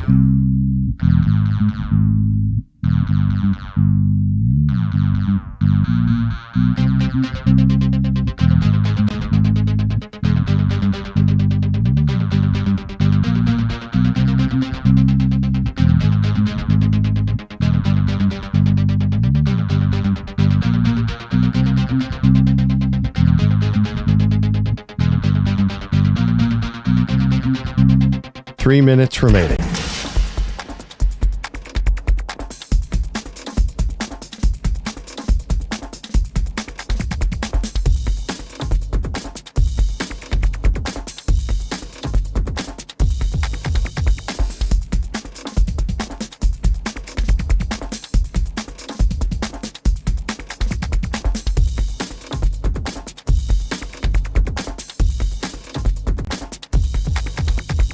Two minutes, 30 seconds remaining.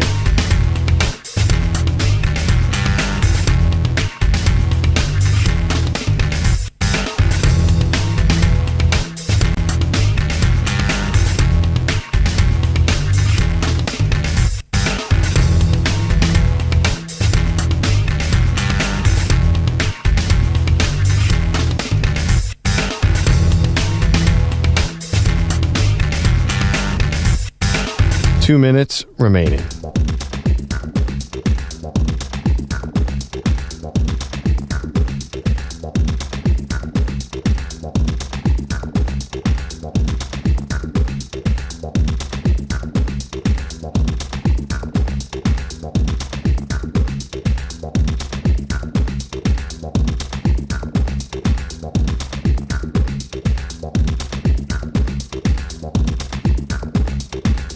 One minute, 30 seconds remaining.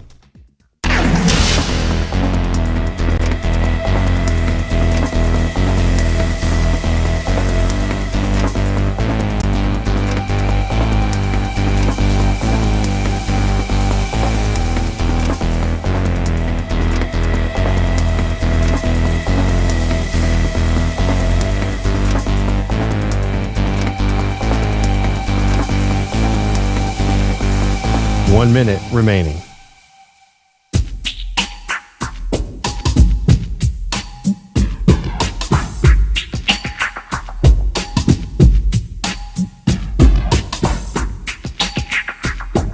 Forty-five seconds remaining.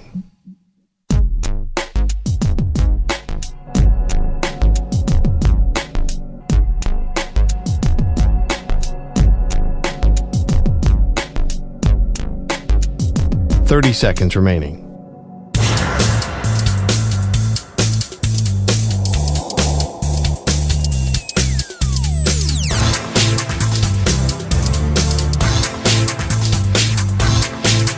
Fifteen seconds.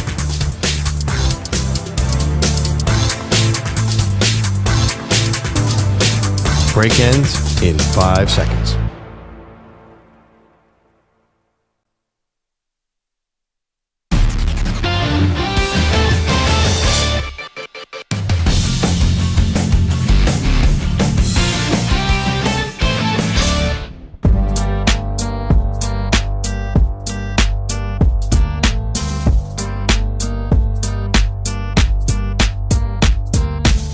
You're listening to the Zach Gelb Show on the Infinity Sports Network. All righty, Zach Gelb Show, Infinity Sports Network. So I just read this story during the break. Luke Fickell has agreed to a contract extension through 2032. Now, his previous deal was through 2031. So they added a year to his contract, and I'm sure there's not a lot of money specifics here, but I'm sure they increased his salary. Luke Fickell has been at Wisconsin for 2 years. He's 7-6, 5-7. Now, Luke Fickell did a tremendous job at Cincinnati, took Cincinnati to the college football playoff, and we were wondering where he was going to land next, and he did land in Wisconsin. Now, we know that there's always been that thought, oh, maybe he'll end up being the coach at Ohio State, right? That has been thrown out there, but Ryan Day just won a national championship, so you could throw that out the window. And Marcus Freeman, right? There was that thought, oh, maybe he end up going to Notre Dame if they get rid of Marcus Freeman. But then Marcus Freeman, after losing back in week 2 to Northern Illinois after beating A&M in week 1, Marcus Freeman was just in the national championship game, and now he's not going anywhere with the Notre Dame Fighting Irish. So we're at this point now where I think you're seeing something in college football. And I'm not saying that Luke Fickell deserves to get fired, right? It's 2 years in. It's tough to win at Wisconsin, especially now with how the Big Ten is structured. But I would have thought that the results would have been better than 7-6 and 5-7. Yeah, I thought they'd at least be bowl eligible this year, if I'm being honest. I know they were bowl eligible in year 1, but they regressed in year 2. So there's still a question, and the jury's still out, on when you take now a big boy job, which Wisconsin is still considered a good job, right? A big boy job. It's not Alabama, right? It's not becoming the head coach of Georgia, Notre Dame, but it's a significant job. There's still questions, and the jury's still out there on what Luke Fickell could do now moving off of Cincinnati, which was a fine job and a solid job, but it wasn't in, at the time, a power conference, right? You're not in the Big Ten. You're not in the SEC. But it does show you this point, and a larger point. It doesn't take much now in the college football landscape where we're in an era of name, image, and likeness and transfer portal for a coach to keep his job. Because here's the question that everybody asks. And right, we've seen it. Look at Ryan Day, for example. When Ryan Day was on the hot seat after losing to Michigan for the 4th straight year in a row, and we know he redeemed himself by winning the national championship this year, we would talk about moving on from Ryan Day. And say what you want about Ryan Day. Ryan Day's won a lot of games. But the question would always become for Ohio State. Think about it this way. Well, who are you bringing in? Who are you going to get if you get rid of Ryan Day? So I could ask the same question. If you're not happy with Luke Fickell, I get it, but who are you going to get? And what we realize now, which actually put the coaches in an advantageous situation. Now, it doesn't mean that a big coach can't end up getting fired or a big coach can't find a way to lose his job. But with that being said, if you move on from a coach now, every player almost hits the transfer portal, right? And people then start to transfer and you lose those players. So you look at a Billy Napier situation at Florida early on, the first month and a half of the season. What do we all say? Oh, Billy Napier's done. It's not a matter of if he gets fired, it's a matter of when. But he had a big recruit in DJ Lagway who was on that team. And then as the season did progress, Florida got back to a sustainable level. Florida had a nice win at the end of the season up against Ole Miss. But even before that, you had the AD coming out and be like, hey, Billy Napier's our guy. We're not getting rid of Billy Napier at the end of the season. We still believe in him. And I think what ultimately saved Billy Napier's job, now he did go on to win games down the stretch, but it was the recruitment and having DJ Lagway on the roster, knowing if you get rid of Billy Napier, in all likelihood, DJ Lagway hits the portal and transfers out. So I think what you're going to see now in college football, where people are preferring to be NFL coaches, right? Yet Hafley leave Boston College, and he ended up becoming a defensive coordinator of the NFL for the Green Bay Packers. We even saw Chip Kelly, right, want to get out of being a head coach at UCLA, and then he parlayed that into being the offensive coordinator at Ohio State once Bill O'Brien said, oh, I was the OC at Ohio State, didn't even coach a game, and then got the job at Boston College because he wanted to keep his family in Boston. So you had Chip Kelly become the OC down there in Ohio State, and now he's back to the NFL. right? He's going to be the offensive coordinator for the Las Vegas Raiders. So we've seen, right, becoming a college head coach become less and less desirable inside the college football and NFL communities, right? The coaching communities, where it's almost at a point where if you get a job and you're just okay, you're going to be able to keep your job longer than what people usually anticipate. And not that Luke Fickell should have been fired after 2 years. And I know they only tacked on a year here to the contract. And I'm sure they gave him more money. I don't have all the specifics in front of me. But it shows you kind of the moving spot and the shift now in college football where, yes, it's tougher to do your job, but I think you get a longer rope now, and it's easier to also get an extension even if you don't have incredible success, because a lot of ADs now and a lot of schools now are saying, well, if we get rid of this coach after 2 or 3 years, we're going to lose some of the recruiting class. We're going to probably lose the majority of the recruiting class. So I think Luke Fickell still has a chance to be a good coach. Do I ever think he's going to be great at Wisconsin? Well, it depends how you define greatness. If it's win a national championship, no. But we look at the college football playoff structure. It's 12 teams right now. And we talked about this yesterday. It's probably advancing to 14 or 16, where the Big Ten is going to get 4 spots guaranteed. So can Wisconsin one day make the college football playoff in a 14 or 16 format? Yeah, I don't think that's crazy. I don't think it's wild for 1 year Wisconsin, right, who they ended up bringing in Luke Fickell because they want to take that next step, but they were in a spot where they would be in, right, the Big Ten championship game here and there. So is it crazy to be a top 4 team in the Big Ten, even though the conference is bigger, or be a top 14 or 16 team in the nation? I don't think it's crazy, but you don't usually see a coach get an extension when he's 7-6 and 5-7 2 years in.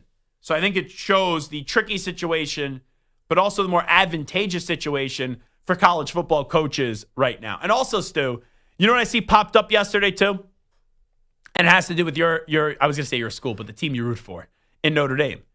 There's now this big push where, hey, and this is always a never-ending conversation, right? Is Notre Dame going to join a conference? And I read that Ross Dellinger article the other day where it's like, okay, you're going to 14, 16 schools, 4 spots guaranteed to the Big Ten, 4 spots guaranteed to the SEC. You got 2 spots guaranteed to the ACC, 2 spots guaranteed to the Big 12, and then 1 non-Power 5 conference champ. So you go through those numbers, 4, 8, 10, 12, 13. It's like, not a lot of spots there. Now, if you end up going to 14, there's only 1 spot, but you think that spot would be there for Notre Dame. And if it goes to 16, then there's 3 at-large spots. So with 1 at-large spot or potentially 3 at-large spots, it gets into that conversation. Is this the time that Notre Dame actually joins a conference? Like, do they go to the Big Ten? Do they? Notre Dame, to me, is not an SEC. It's either the Big Ten or the ACC. And if I was going to join a conference, if I was them, I would actually join the ACC because you could go dominate the ACC. I think Notre Dame could compete in the Big Ten. I don't think they're dominating, though, the Big Ten, even though there's more access to get into the playoff in the Big Ten compared to the ACC with these changes. But I still go back to this. If you're telling me there's only 1 or 3 spots, depending on what they do, because if they go to a 14-team playoff, you got 4, 8, 10, 12, 13 spots pretty much guaranteed, then there's only 1 spot. So you get a little bit dicey. If you go to 16, then you get 3 spots that are there. But still, either way, you look at this year, Notre Dame lost to Northern Illinois back in week 2. So since that loss was to the extreme so bad, they couldn't afford to lose another game. And still, even if they did lose another game, I'm not saying they would have got in, but you saw everyone this year stub their toe in a 12-team format. I'm not going to say a 2-loss Notre Dame absolutely does not get in this past year. I'm not going to dismiss that this past year. But even if you go to 14 or 16, if you just lose 2 games or fewer every year with the brand and the power of Notre Dame, Stu, I still think Notre Dame's going to get an invite every year there are 2 losses or fewer. Yeah, because who are you competing with? You're competing with the 5th best team in the SEC or Big Ten. Yeah. Like, I just don't think they're going to pick that. Because that team's also going to have 2 or 3 losses. And if Notre Dame has 2 losses, then... If not, probably more. Yeah, more seasons than not, they'll get in. Unless there's a season where they, lose 3 or 4 games, that's a different story. But I think this still plays into their hands pretty well. staying independent. Regardless of what happens, 12, 14, or 16, I'm with you. I think they stay independent. I think it's best for them. Regardless of what the number ends up being, if it stays at 12, if it goes to 14, if it goes to 16, I would think that it's going to increase. 14 or 16, those are the options on the table. Once again, as long as their 2 losses or fewer, they're in the playoff every year. And that's a pretty good way to control your own destiny. You could afford 1 slip-up. You can maybe even afford 2 slip-ups. Then if you get to 3 slip-ups, you just don't deserve to go. And then you're SOL. So I don't think Notre Dame's going to join a conference anytime soon. All righty, we're bringing back Take 5 Wednesday. We got a little new spin to it. We'll do that on the other side. Update time first. Here's Zach. Infinity Sports Network Sports Flash. Well, the NFL has had success with its international games. In its first foray in Brazil went so well, they'll be doing it again. The Chargers will host the Friday night game Week 1 in Sao Paulo against an opponent that is still to be determined. Teams will have more to spend in free agency coming up in the next couple of weeks, with the salary cap going up more than $22 million to over $277 million. The NBA is back tonight with one game, a makeup of a previous game that was postponed. The Lakers host the Hornets, looking to extend their home winning streak to 8. LA dropped its final game before the break, which gave the Lakers some time to blend in some new faces. In addition to Luka Doncic, J.J. Redick's team also recently acquired Dorian Finney-Smith and Gabe Vincent. We've got to manage the group, manage our lineups, and manage our rotations, and I can't overstate how important Gabe Vincent and Dorian Finney-Smith are to this team.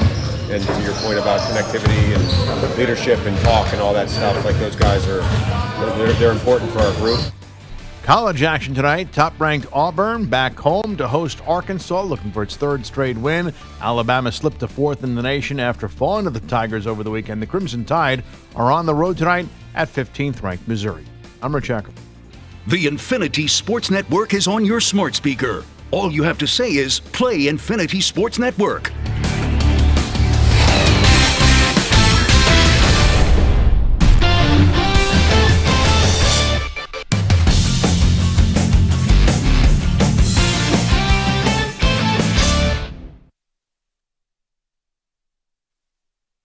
You're in a 5-minute break.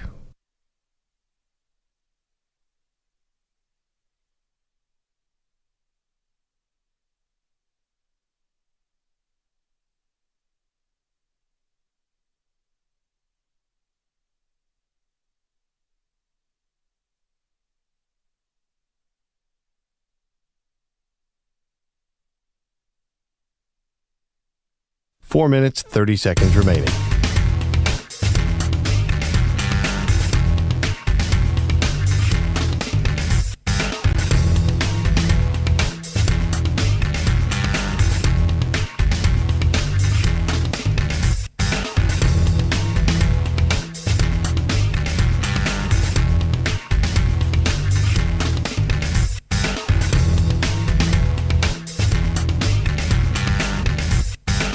Four minutes remaining.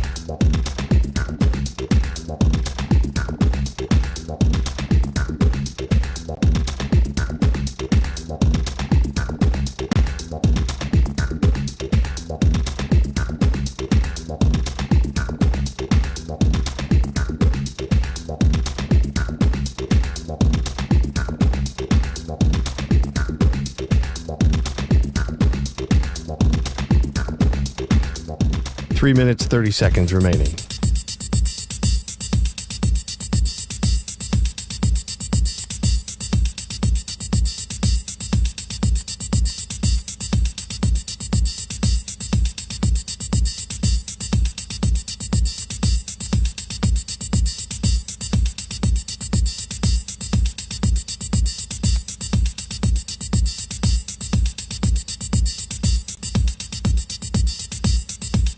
Three minutes remaining.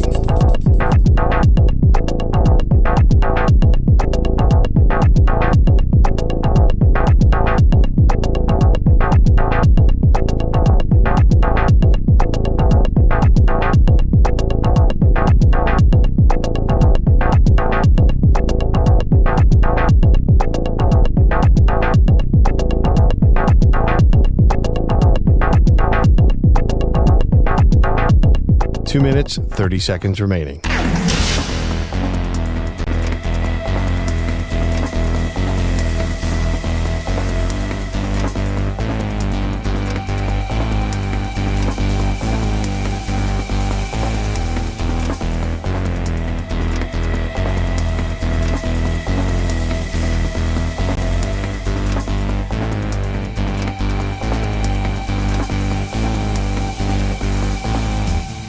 2 minutes remaining.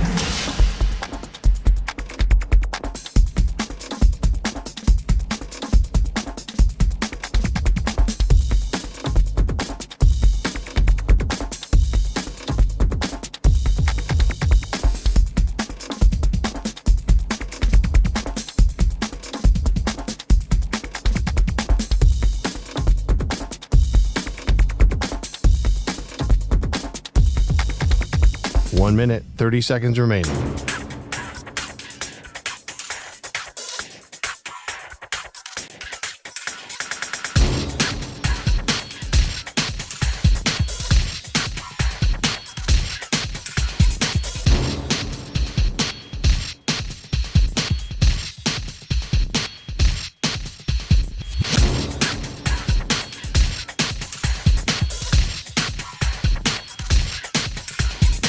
One minute remaining.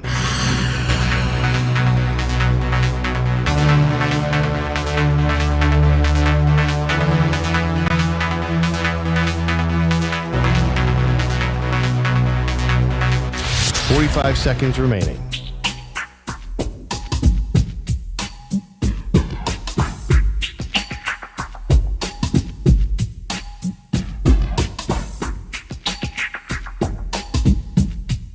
Thirty seconds remaining.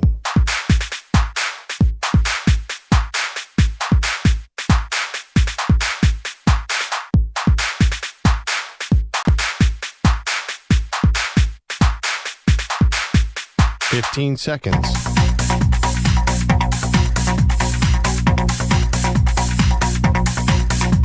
Break ends in 5 seconds.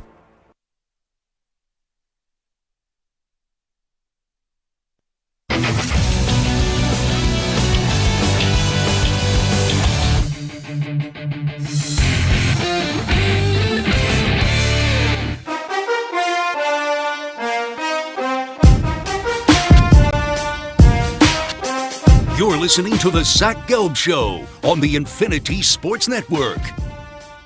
So in football season, we do this thing called Take 5 Wednesdays, which on every Wednesday I give you my top 5 teams in the NFL and college football.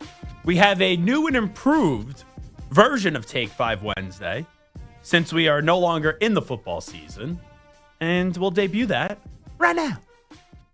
The football season might be over. What? Over? Did you say over? Nothing is over until we decide it is. But don't you worry, there are still rankings to be made. So get ready as Zach gives you his top 5 in this week's special edition of Take 5 Wednesday. 5, 4, 3, 2, 1, 0. All engine running. Liftoff.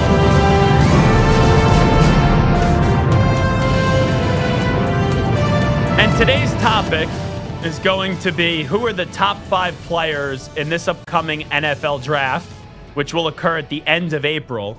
And when we look at the end of April, you do have the first round of the draft occurring in Green Bay, Wisconsin. Right? Bart Winkler territory. I called Bart last night. I had an impromptu thought when I called Bart Winkler. I wasn't listening to his show. I just called the hotline and I said, Carlos, put me on the air. I got a question for Bart. I bulldozed and just walked right through the segment. He was talking about Shai Gilgeous-Alexander. And the thing that I wanted to ask him was, where do you think Aaron Rodgers was going to wind up? And the reason why I asked him that is because Bart gave me 2 big predictions. One was when the Bucs were down 2-0 in the NBA Finals, said they were going to come back and win. Thought he was crazy. He ended up being right. The other was when the Jets got Aaron Rodgers from the Packers. He said Jordan Love would win more games than Aaron Rodgers, and however long Aaron Rodgers run with the Jets last. I thought he was crazy, ended up being right. So I asked him, where is Aaron Rodgers going to go? And he told me the Pittsburgh Steelers. But anyway, Bart told me he's going to the draft in Green Bay, Wisconsin. The first round coming up, I believe, April 24th. And not who the first 5 picks will be, but I will just give you my power rankings on who the 5 best players in the NFL draft are. And Stu, I think it's more fun if we go 5-1 here, right? Or do you want me to go 1-5? I listen to whatever Stu tells me. I think 5-1 is the way to go. Okay. I'm going to tell you right now, there's not a quarterback in the top 5. There'll be a quarterback taken in the top 5, but not my top 5 best players. In at number 5, you saw this guy in the last 2 years really just be a Swiss Army knife. at the tight end position, and that's Tyler Warren out of Penn State. Tyler Warren could kill you in the pass-catching game. You could also line him up in the backfield, and he could run the football too. You could just use him in so many different ways where he's a tight end, but he's also an athlete. And Tyler Warren, to me, is a top 5 player in this draft. I think he should easily go in the top 10. And I think you could get a lot out of him on the offensive side of the ball. And I don't know if he's going to have the production of Brock Bowers, but that guy is that good that he could beat you in so many different ways where you get down on the goal line and you could have him running downhill, taking a snap out of a backfield, just like how we've seen before earlier in his career with Travis Kelce.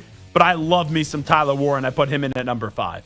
In at number 4, I'll be curious if he's the first running back taken in the draft. I think he should be, but we didn't see him catch the ball a lot out of the backfield this year. I think it's because of the injuries that he was dealing with. So it wouldn't shock me if Omarion Hampton out of UNC ends up going before him. But Ashton Genty, I thought, should have won the Heisman Trophy this year. That dude is just a bell cow back. We've seen running backs the last few years go a little bit earlier than expected. Remember, you had Jahmyr Gibbs go 12th overall. Bijan Robinson did go in the top 10 as well. So it's not impossible, but now the running back is kind of back with what Saquon Barkley did this past year. Derrick Henry did this past year as well. I think Ashton Genty, pound for pound, is the 4th best player in the draft. In at number 3, if you want to talk about who maybe had the most impressive performance in a single game this year, I think you can make the case for Mason Graham out of Michigan, who Mason Graham was phenomenal last year. He was a second-team All-American. This year, he was a first-team unanimous All-American at the defensive tackle spot. Michigan has had a lot of good defensive linemen the last few years. You know, you look at Aiden Hutchinson. You also look at Kenneth Grant, who's eligible for the draft this year and is in the NFL draft. You know, Chris Jenkins, who ended up going in the second round. Mason Graham, though, is an athletic freak. And you saw what he did up against Ohio State. Michigan doesn't have an offense. They didn't have a quarterback this past year. And Mason Graham, I know we all talk about that Jack Sawyer play, but he was a force to be reckoned with. I don't know if there was a single-handedly more impressive individual performance in college football this year. And that's factored in Ashton Genty, who I love, and Travis Hunter, right? And some of these other players, too, that we'll get to as this list continues. But what Mason Graham did up against Ohio State, that was the kryptonite for Ryan Day. That was the kryptonite for Ohio State. Look what Ohio State did when they didn't play Michigan. Win, right? But Mason Graham is an athletic freak. And you look at the defensive line, hey, defense wins championships. Offense wins a ton of games, but defense wins championships. And you just saw the way that the Philadelphia Eagles defensive line just wrecked. Absolutely wrecked and dominated the Chiefs offensive line. And you look at the other way the Chiefs also did go down to the other time, which is up against the Buccaneers, where the defensive line did the same thing. You take Mason Graham, you'll be very happy. That's a dude that's going to play in the NFL for 10 years, and he's going to be a stud. And even when he doesn't show up in the stat sheet, he's going to command double teams, and he's going to be a force to be reckoned with. So I put Mason Graham as the 3rd best player in the draft. In at number 2, two-way star. I think he'll primarily play corner, but he's going to have a ton of packages on the offensive side of the ball, and you know he's a very good wide receiver. That's the Heisman Trophy winner in Travis Hunter. I put him in at number 2. The only reason why I didn't put him in at number 1, because, right, he could kill you on the defensive end, he could kill you on the offensive end. That transition to the NFL, I'm just curious how it's going to look. And also, right, Travis Hunter unfortunately suffered some small injuries in college. I just wonder how they use him when you're exposing so much of your body and you're playing at such a high level and you're going into the NFL and they're using you that much. Is he going to be able to survive the maintenance that needs to occur and the grind that goes on and the toll that is paid for playing in the NFL when you're playing so much on defense and you still have a significant role on offense as well? So I was thinking about putting him in at 1, but I ended up putting him in at number 2. And I put Abdul Carter out of Penn State. You know, that was his first year being a true defensive end. He was an off-ball linebacker all the other times at Penn State. And in his first true year as just only being a defensive end, the guy had 24 tackles for loss and 12 sacks. And the range on Abdul Carter is unbelievable. And you look at some of these positions that we're talking about, right, for all 5 of these guys. Defensive tackle, corner, wide receiver, tight end, running back. If I say, throw a pass rusher in there, what's the most important position? What would you rather have? A great pass rusher, a great wide receiver, a great defensive back, a great defensive tackle, a great tight end, or a great running back? It's pass rusher. And I think Abdul Carter is just getting started, which is crazy when he had 24 tackles for loss and 12 sacks in his first true season, going all go as a defensive end. And anyone that has anything negative to say about him is Warren Sapp. That's it. And that's just because of his beef with Micah Parsons, which I still got to get down to what the beef is between Warren Sapp and Micah Parsons. So those are my top 5 best players in the NFL draft. Tyler Warren out of Penn State at number 5. Ashton Jeanty from Boise State at number 4. Mason Graham out of Michigan in at number 3. Travis Hunter out of Colorado in at number 2. And then Abdul Carter out of Penn State in at number 1. No quarterbacks. That's the big takeaway. And I do think Shedeur Sanders and also Cam Ward are going to be 2 of the first 3 picks in the draft. The farthest any of them would fall would be to 6 to the Raiders, and then the Raiders would gobble up either Cam Ward or Shedeur Sanders. But I think you could make a case for maybe 1 or 2 other players to be named before you end up going to a quarterback in just terms of best pound-for-pound players in the draft. Like Will Johnson, I know he was injured a bunch this year and barely played, but that dude is an unbelievable corner. We've seen him just make play after play. More so last year, but he did make some plays, obviously, when he was on the field this year. And then Will Campbell, the offensive tackle out of LSU. That dude just seems, hey, could he turn out to be Robert Gallery, Stu? I guess so, right? Whenever you hype up these offensive tackles. But Will Campbell just looks like he's born to be a 10-year pro in the NFL. So I would say that maybe the earliest you go quarterback in terms of just pound-for-pound rankings, 7. 7 maybe. Potentially...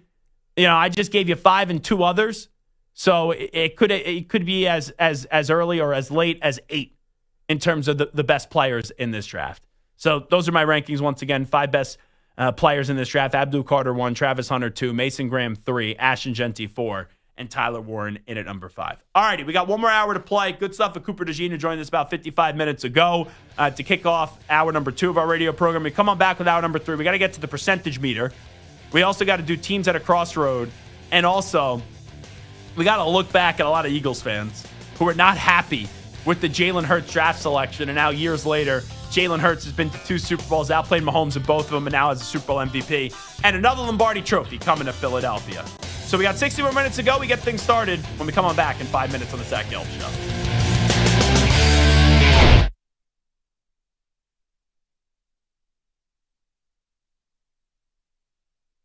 You're in a 5-minute break.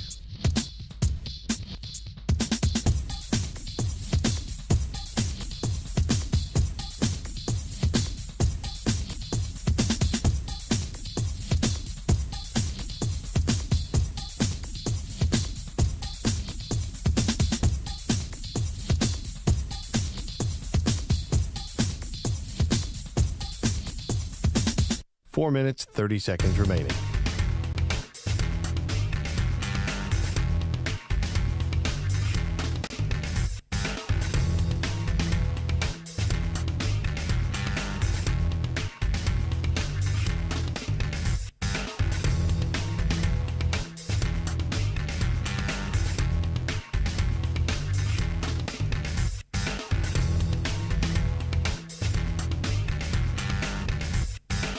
Four minutes remaining.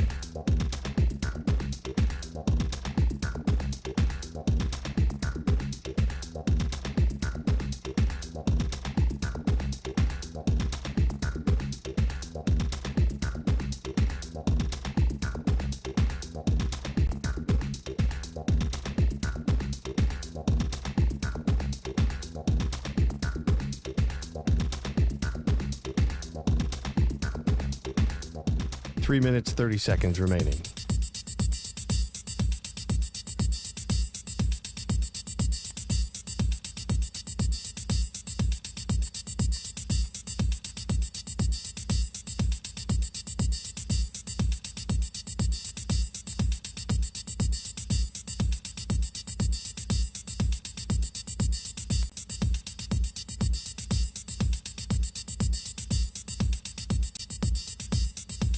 Three minutes remaining.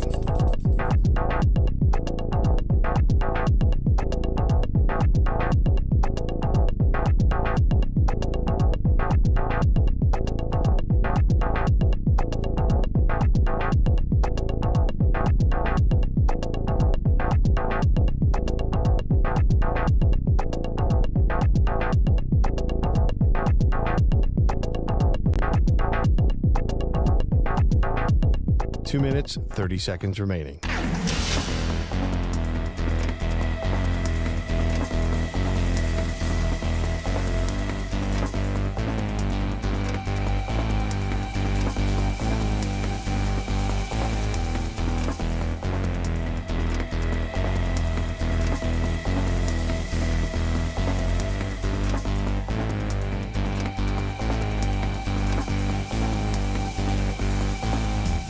Two minutes remaining.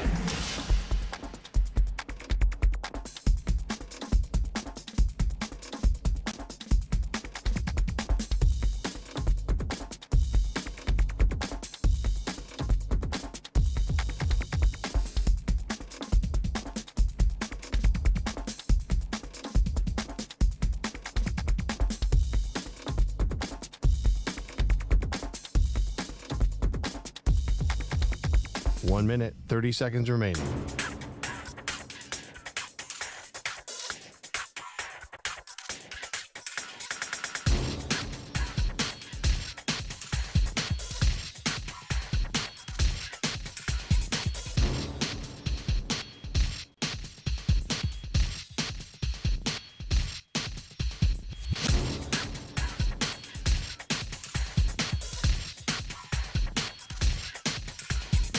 One minute remaining.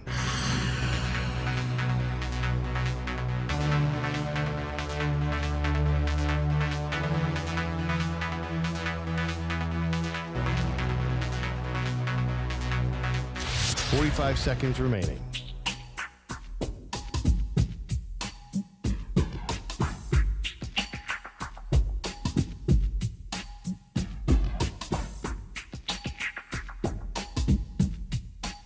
Seconds remaining.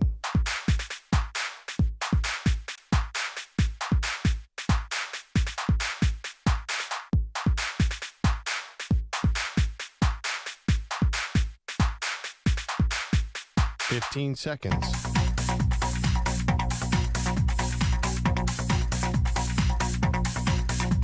Break ends in 5 seconds.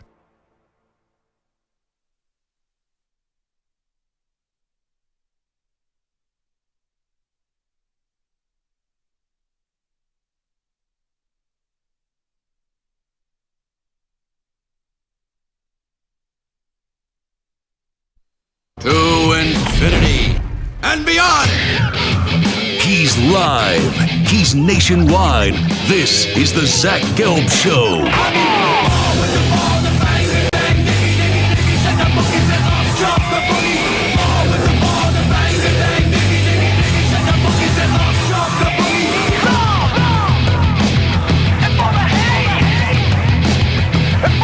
Here's your host, Zach Gelb.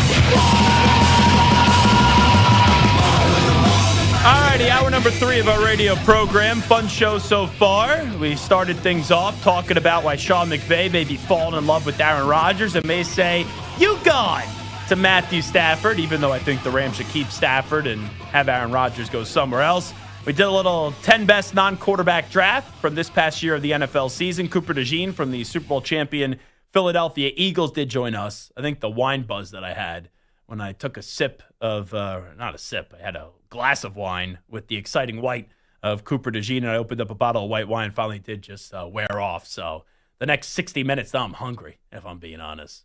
I am hungry right now. We go for some greasy food or something like that, but fun chat with Cooper DeJean. We did a little Take 5 Wednesday, and now we'll get to the percentage meter. So Stu has compiled a list here of about 7 or 8 topics, and it's a statement. So, like, for example, a statement could potentially be, the Las Vegas Raiders will trade for Myles Garrett. And I would give you a percentage, and I'd be like 0. Because Myles Garrett wants to go win a Super Bowl. You're not going to the Raiders if you're serious about going on out there and winning a Super Bowl or getting to a Super Bowl.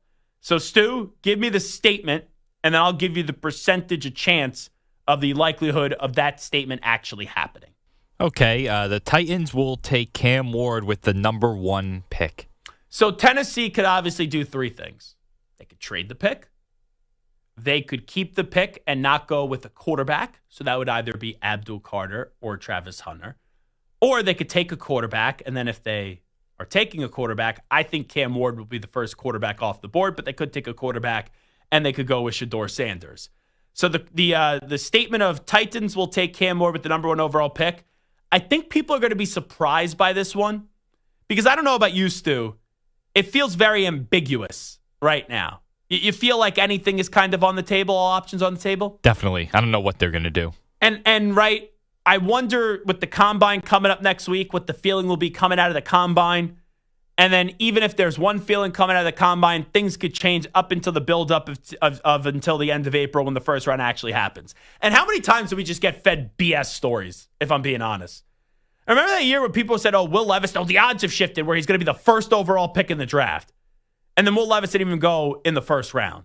Malik Willis, easily going to be a first-round quarterback. He ended up being a third-round quarterback. Kenny Pickett went in the first round. And then the next quarterback off the board wasn't even Malik Willis. It was Desmond Ridder. So you never know what to believe this time of the year. I say this now. Just go with your gut and don't be influenced by the outside noise because you never know where the outside noise is coming by. And you have the number 1 overall pick. Are there generational talents at the quarterback position this year? I would say no. But when you need a quarterback, and Will Levis is the guy right in Tennessee, and it's been 2 years and he's been nothing in Tennessee, I think they're going to take the quarterback. I do. And I think they're going to take Cam Ward. So right now, I'd put that number, even with all those options on the table, at 60%, which I think is pretty high up there compared to what most people would do right now. So I think there's a 60% chance that they end up taking Cam Ward with the number 1 overall pick. What's the next topic? All right. Aaron Rodgers will be an L.A. Ram. Sean McVay is the wild card here. Because I think he should find a way to get the deal done with Matthew Stafford. And you don't let Matthew Stafford walk. Or you don't get rid of him, I should say, because he's still under contract for 2 years. But could McVay be trying to get the best of both worlds, where even though I think Matthew Stafford's the better player right now, you get rid of Matthew Stafford, you get either a first round or a second round pick and then some, right? Depending on who you trade him with. Because if you trade him to the Giants or the Jets, you're not getting the 3rd or 7th pick in the draft. If you trade him to the Steelers, you could get their draft pick, their first round draft pick. And do you maybe get some capital back? You bring in Rodgers, right? You only look at Stafford has another year or two left. You look at Rodgers, only have another year or two left. And is it inconceivable for Rodgers to have a better season next year than Stafford? No, it's not inconceivable, even though I think Stafford's a better quarterback. But even though where there's smoke, there's a fire, I'm still trying to debate what the smoke level is here and how much, where is the fire located and what does the fire tell you? So is it on the table? And if the Rams do move off of Stafford and get rid of him, the quarterback they should bring in is absolutely Aaron Rodgers. Not Fields, not Kirk Cousins, not Russell Wilson. I don't think they're in position to trade up in the draft. The number's still going to be low, but it is the move that should happen if, and I don't think they should get rid of Rodgers, but or Stafford, but if they do get rid of Stafford. So Rodgers to the Rams, I'll put it at 10%. I still think it's going to be Stafford, but man, if they say, hey, we're getting rid of Stafford, I would jack that number up real quick. But I'm going Rodgers to the Rams, 10% right now. J.J. McCarthy will be the week 1 starter for the Vikings. 98%? I don't even think this is that much of a question. So I leave 2% in there for the crazy chance that they somehow bring back Sam Darnold, where they've already let Kirk Cousins leave. So if you let Kirk Cousins leave and you used a top 10 pick, which you traded up to go get one spot to go get J.J. McCarthy, if Kirk Cousins, who was good for you, you let him leave, I think you let Sam Darnold go, even though Sam Darnold had a good season. But Sam Darnold could have made this a lot tougher of a conversation. But then he played like crap up against the Lions with the 1 seed in the division on the line. And then he was terrible in the playoff game. So I think J.J. McCarthy is going to be the week 1 starter. Is there maybe a minuscule chance if there's no market for Sam Darnold? Because I don't think they're going to tag him. So if Sam hits the open market and there's nothing there, does maybe he goes back to the Vikings on a 1-year deal? I guess it's possible, but I don't think it's likely. And then you always have to factor in, hey, unfortunately, J.J. McCarthy suffered an injury. Does J.J. McCarthy get hurt again until the start of the season? But I think this is pretty high up there. I go 98% chance that J.J. McCarthy is the week 1 starter for the Minnesota Vikings. All right, Russell Wilson will be the quarterback for my Raiders in 2025. Definitely a chance. I say 25%.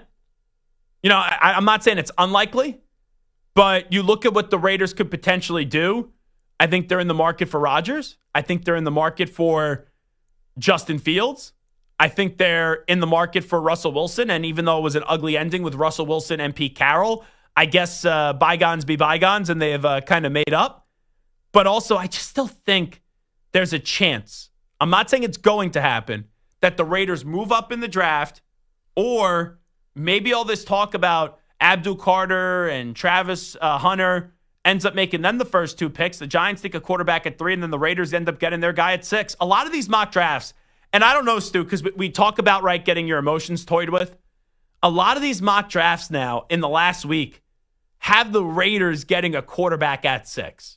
Like the creme de la creme mock draft guy is Daniel Jeremiah. Yesterday, Abdul Carter 1 to Tennessee, Cam Ward 2 to the Browns, Travis Hunter 3 to the Giants. New England takes Will Campbell at 4. Jacksonville with Mason Graham ends up going 5. And then Shedeur Sanders in at number 6 with the Raiders. Now, you're more used to this game of dealing with picking early in the draft. I'm like a new customer where I've seen my team do it more recently because my team now sucks and they just are a bad football team. But where are you at right now on the whole Shedeur Sanders bait? Yeah, I think Field Yates also today had Shedeur at the Raiders at 6. So I just got a great text. I'll continue your sentence. Go ahead. I'm trying not to take the bait. I still think they'll go higher. Cam and Shedeur will still go in the top 3 or 4, I think. So you don't think they're going to get him? I don't think so. So I'll throw my number out there for Russell Wilson. 25%. I put 25%. There's other options there. I think there is a decent chance. Like 25% is a decent number. But there's so many options here on the table. I just wonder, see, the Raiders could tip their hand from now until the draft. Because, right, if they sign Russell Wilson on a 1-year deal, if they sign Justin Fields on a 1-year deal, that doesn't preclude them from going and getting a quarterback, right, in the draft. It's a 1-year deal. Justin Fields, Russell Wilson, thanks. But, it doesn't mean that they can't take a quarterback in at 6. And, heck, we just saw a year ago, the Atlanta Falcons give Kirk Cousins a 4-year contract with $100 million guaranteed, and they took a quarterback at 8. But you would think, even though the Raiders operate a little backwards, if they go give a 3 or 4 year deal to Sam Darnold, with Pete Carroll being on a limited timeline with his age, you would anticipate, right, Stu, that then at 6, the Raiders aren't going to take a quarterback. They're not going to trade up to go get a quarterback. If one falls to them at 6, it's a possibility. But if you give Sam Darnold 3 or 4 years, I think they use that for another need to fill their roster then with the 6th pick. Yeah, they're not signing Darnold and drafting a quarterback in the first round. That would be kind of backwards. That'd be like what the Falcons did last year. Yeah, which it's possible, but are you going to see that happen at back-to-back off seasons? Probably unlikely. Now, here's the bizarre text I just got. Do you participate in any Super Bowl boxes this year? No, I don't. So I get asked to be in a good amount. And this happens every year where you register for so many, right? I think I was in 5 this year. Where Marash asked me, someone here asked me, and then my barber has them up on the wall in like September or October. And he fills up like a bunch of sheets. And like in September, October, November, I could push him off. December, I get to January and I come in for my haircut before the Super Bowl. I could say no and walk out, but I feel bad doing so. So he just texted me. I didn't even know my numbers. Hi, you won Super Bowl boxes. So now I got to look what my numbers were, and I got to see, he wrote boxes. So all right, boxes on the sheet. Did I win it 1 time? Did I win it 2 times? I want to know. And I got to see how much money that I ended up winning. And I think it was like $20 an entry. Or maybe it was 10. I don't even remember. No, I think it was 10 an entry. And I put 2 entries in there. So now I got to look during the break. This was a very good day for me. Now I hope he's just not texting me. And right, he has so many clients and he got me confused with somebody else. Because if you tell me I win, I better have won.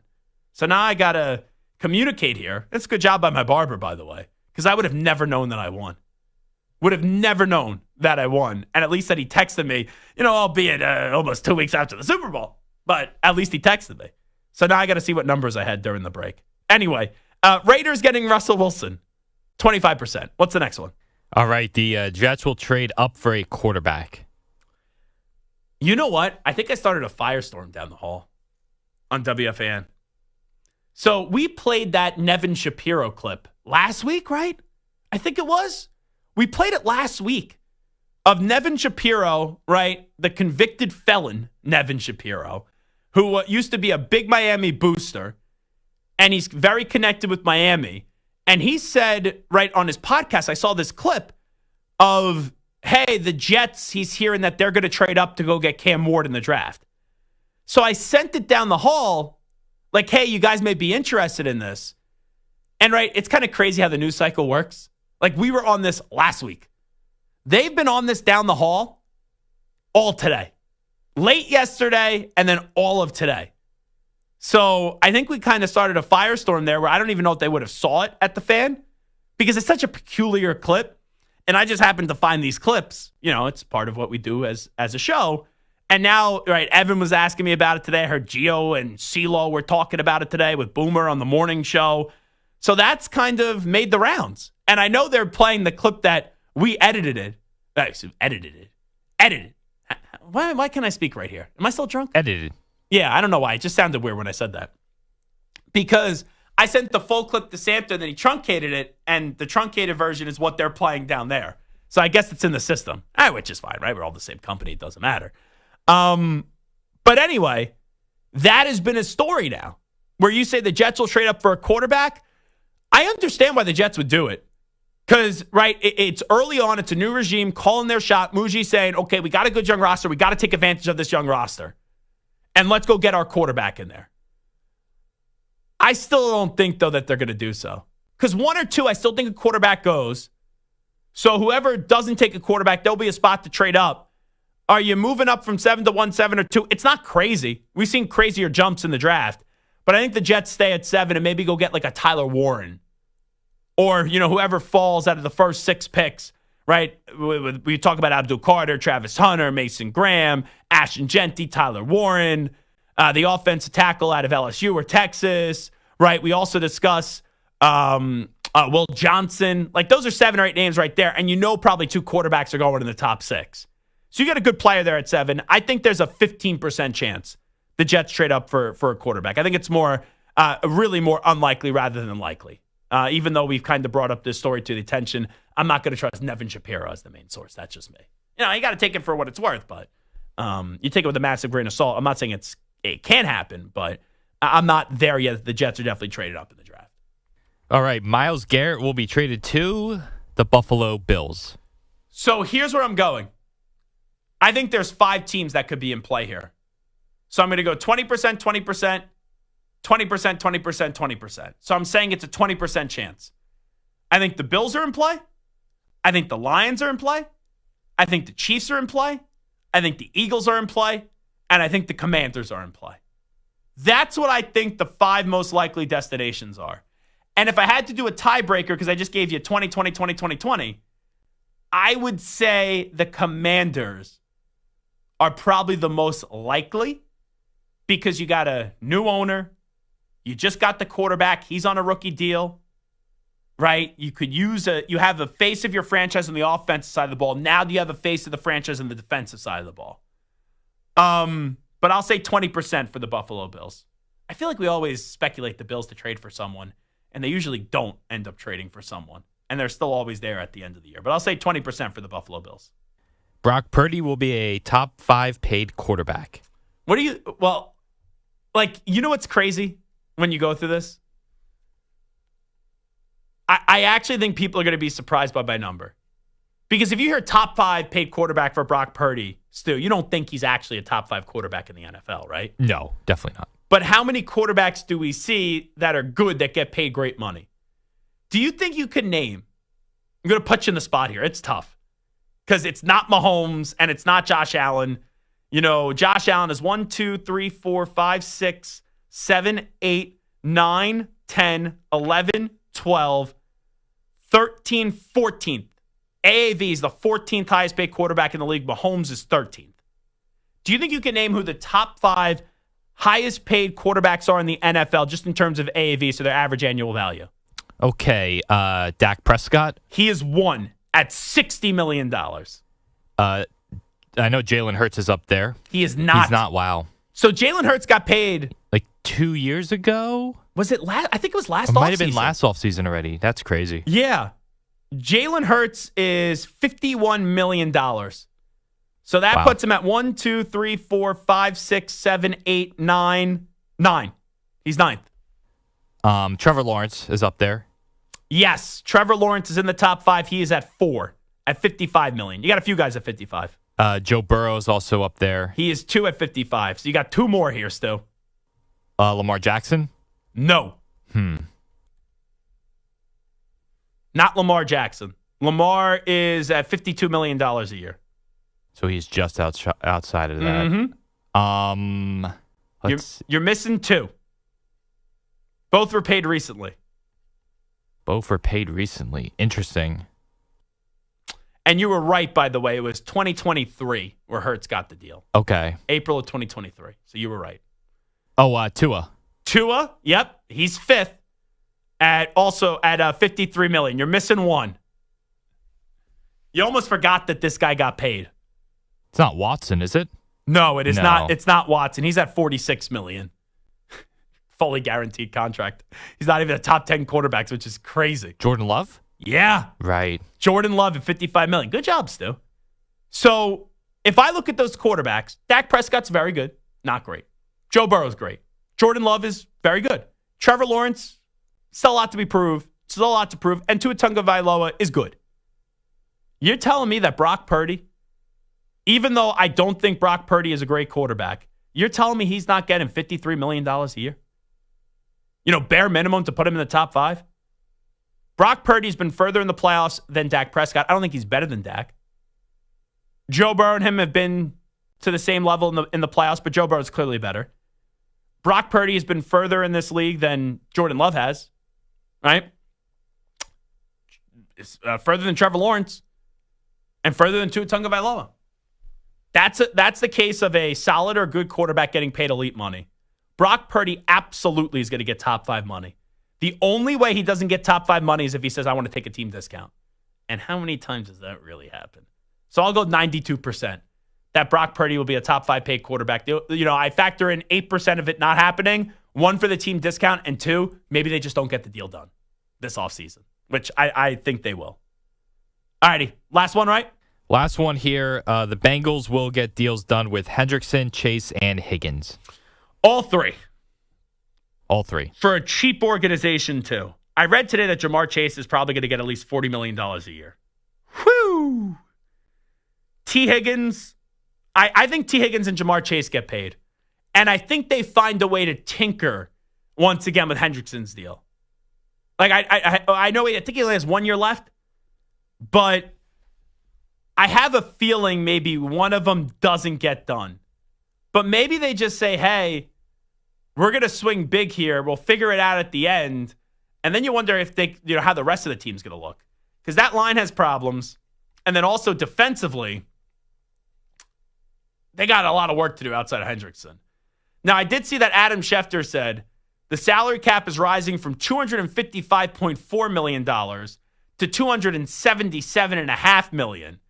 And then also $281.5 million for the upcoming NFL year. So it's going to be between, $277.5 million and $281.5 million. So that's a pretty big increase. You know what? I'll go 40%. I don't think you could get rid of Hendrickson because that defense stunk and he led the league in sacks. And Burrow's going to make a huge push. You'll get chased on this offseason, but he's going to make a big push to keep Higgins. There's already that speculation that Higgins is going to stay on the franchise tag. And then they're going to work to get a long-term deal done. So I'm going to say 40%. All righty, Zach Gelb Show, Infinity Sports Network. Teams at our crossroad. Who do I believe in? I'll tell you those answers next. You're in a 5-minute break.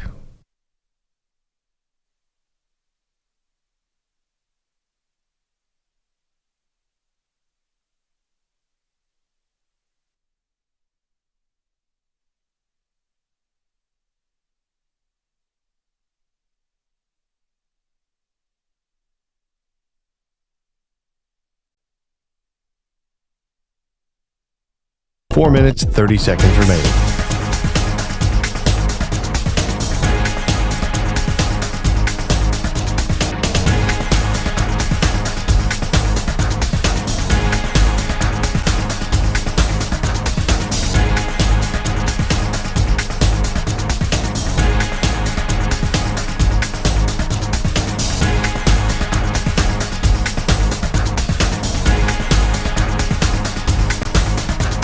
Four minutes remaining.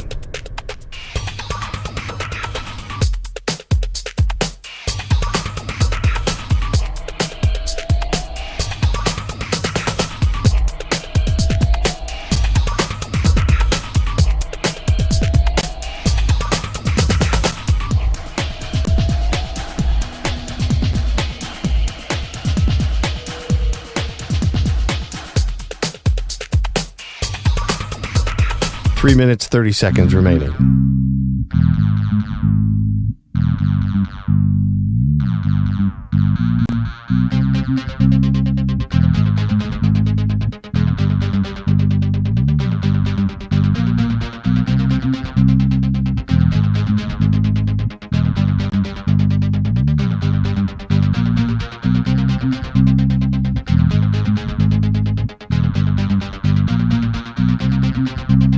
Three minutes remaining.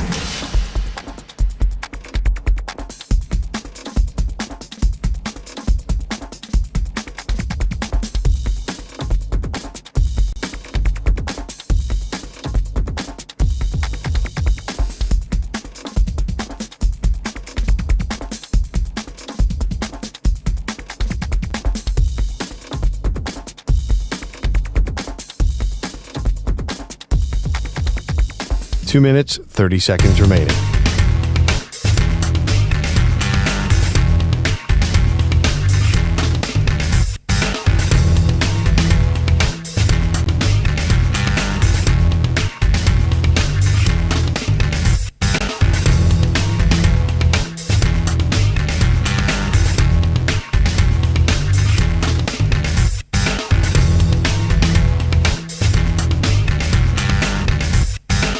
Two minutes remaining.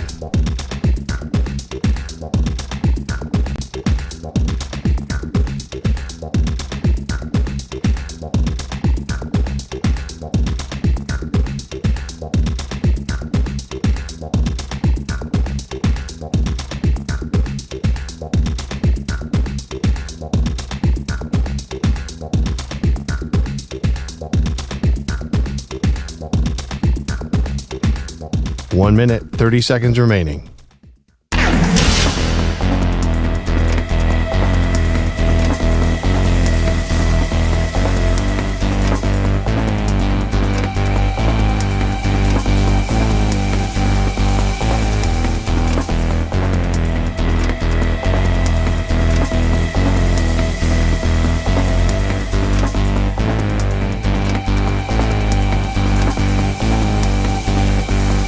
One minute remaining.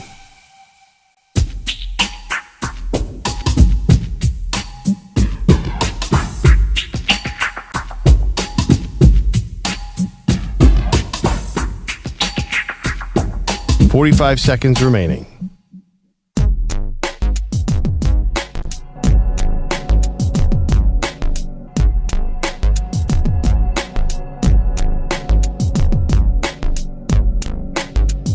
$30 seconds remaining.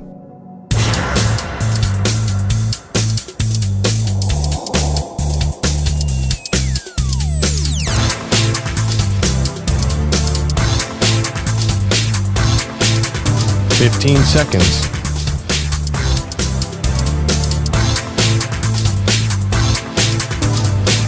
Break ends in 5 seconds.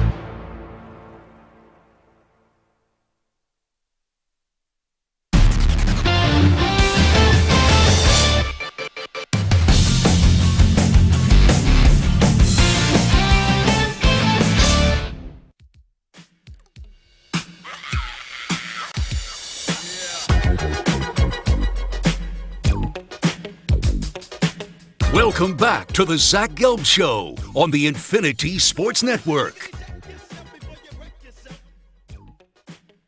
All righty, this is Zach Gelb Show on the Infinity Sports Network. Let's do this right now.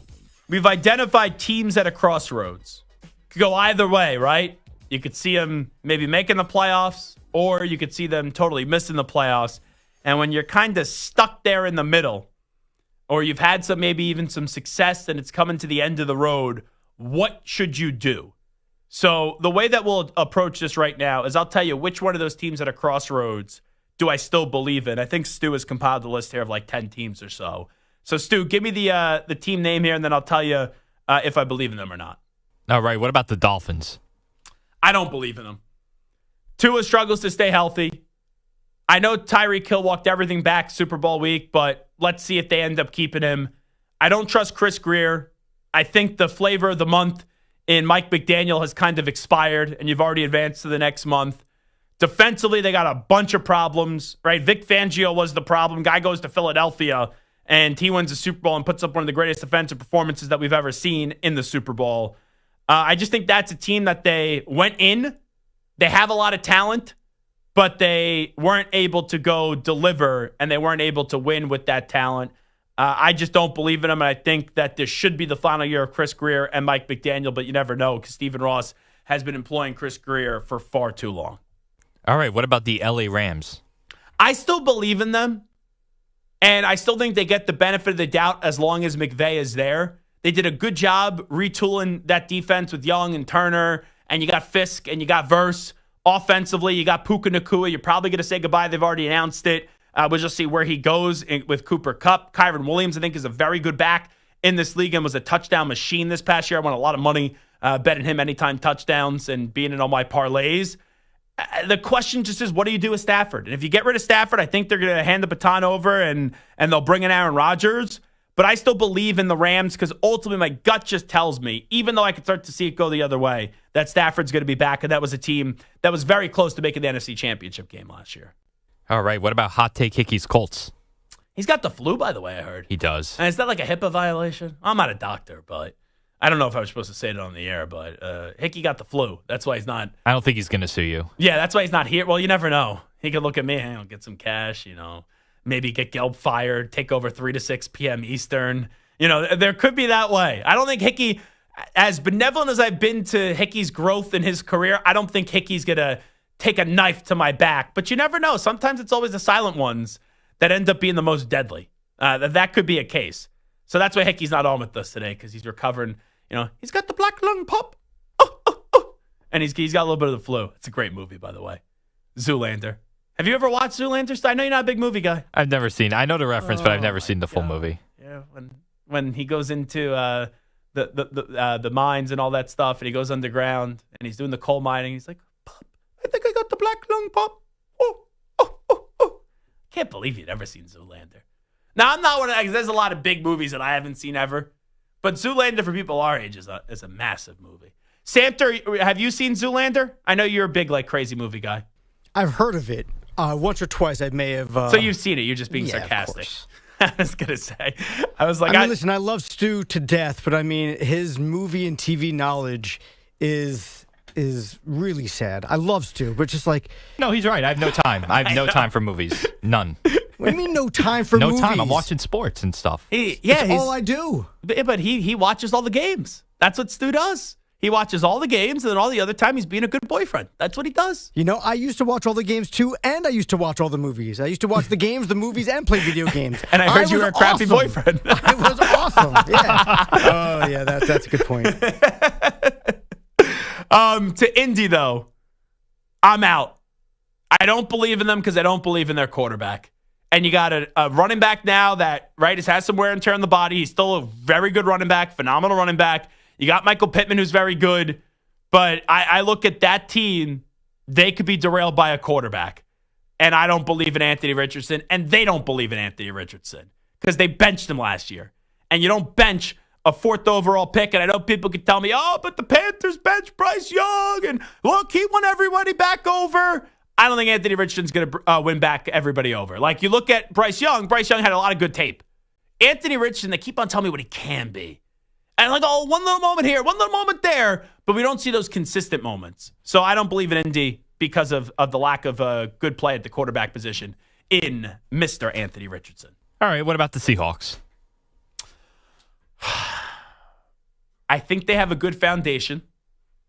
I think they're a good team. But for this upcoming season, I'm going to say I'm out on them just because I think they need to make that next step at the quarterback position. I think if Seattle said, hey, we're getting rid of Geno Smith, we're looking for a quarterback, they would have a quarterback within the next 2 years because that's a sexy destination. Even if you get rid of Tyler Lockett, you got Jackson Smith-Njigba, you got DK Metcalf, you got Reek Woolen, who I do like a lot in the secondary. You got Kenneth Walker. Like, they got pieces there. And I think McDonald is one of those new coaches now where he's a player's coach, but he's also not a doormat. So I like them, but they need to go get the quarterback, and I think they're going to run it back with Geno Smith, who's fine, but you're not going to win a playoff game or multiple playoff games with Geno Smith. All right, how about the Pittsburgh Steelers? Here we go. Here we go. I'm like grinding my teeth when I do that. I don't know if that sounds great on the radio. Pittsburgh Steelers are going to Super Bowl. Here we go. I don't believe in the Steelers. That defense took a step back last year. The line is still a question mark, even though they have a lot of young players in the offensive line. So maybe they take that next step next year. Their quarterback options, like even if they get Aaron Rodgers, he's going to be running for his life. He'll be running for his life, and he can't run. And Najee Harris is probably gone. George Pickens is there, but he's one game away from not getting enough targets where he basically just quits on the organization. So I'm going to say that I don't believe in the Pittsburgh Steelers, and they haven't won a playoff game since the 2016 season, so it's tough to actually believe. Staying in the AFC North, the Cleveland Browns. God, no, they stink. And I know like 2 years ago they were in the playoffs, but you made that move for Deshaun Watson. You could survive a year, but he's never playing another game again for the Browns. And also, I think people forget about the Deshaun Watson report that he's probably going to be out for most of the season too, as he had complications with the surgery. So, like, I don't think he's ever playing again. Even if they bring in Kirk Cousins, Nick Chubb has now had a bunch of injuries too. You look at that team, there's just not a lot to like there. And Myles Garrett's going to get traded. So I think that team's going for a total rebuild, so I can't say I believe them. What about Samter's Jets? Good young roster. Quinnen, Quincy, and the Williams brothers, Sauce Gardner, Garrett Wilson, Breece Hall, but no quarterback.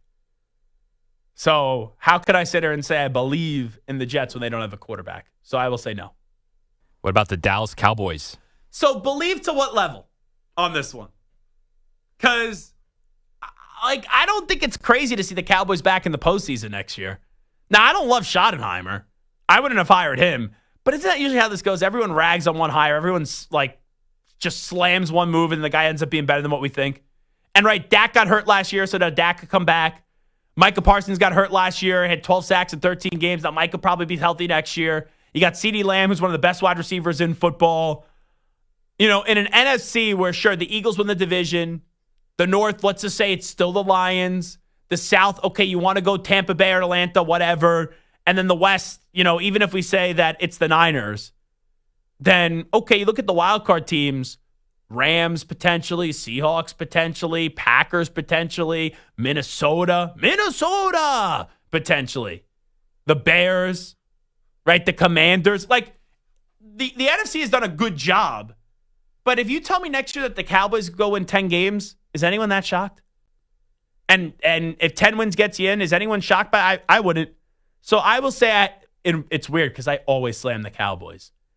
I am cautiously optimistic is the way that I would say it. So there is minor belief for me in the Cowboys. I think they can make the playoffs next year. All right, last one, the Cincinnati Bengals. They got the quarterback. More and more by the day, it seems like they'll be able to keep the 1-2 punch of Jamar Chase and T. Higgins. Trey Hendrickson is still there. A lot of other holes on the defense. If they could be healthy and get off to a good start, Cincinnati has showed the propensity to be able to beat Kansas City in the big game.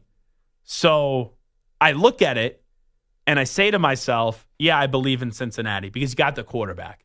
And look at last year, right? People are like, the Bills are heading to a rebuild. And you know why I said the Bills aren't heading to a rebuild or they're retooling and they're going to take a step back? retooling, I think is the better word to say, not rebuild. I said they got the quarterback. So the Super Bowl window isn't shut as long as you have the quarterback. And that's why I picked the Bills last year to win the AFC East, and I picked Josh Allen to win the MVP. I think the Bengals make the playoffs next year, and they're a legitimate threat to go to the Super Bowl. So I will believe in the Cincinnati Bengals. That's a nice little surprise here. $225 for the Super Bowl box that I won, that I didn't know that I won. It's not bad. I'll take $225. So get like 2 dinners in the city if that. Zach Gelb Show, Infinity Sports Network. One more segment to play. We will take a look back at the draft pick that we were most confident in that did not turn out to do well, and also one that you criticized that turned out to be a lot better than you thought, as we take a glance back at Eagles fans who were freaking out a few years ago when they took Jalen Hurts in the second round. Update time first. Here's the Act Man. Infinity Sports Network Sports Flash. Well, the Eagles have earned the right to open the 2025 season on Thursday night by virtue of winning their second Super Bowl.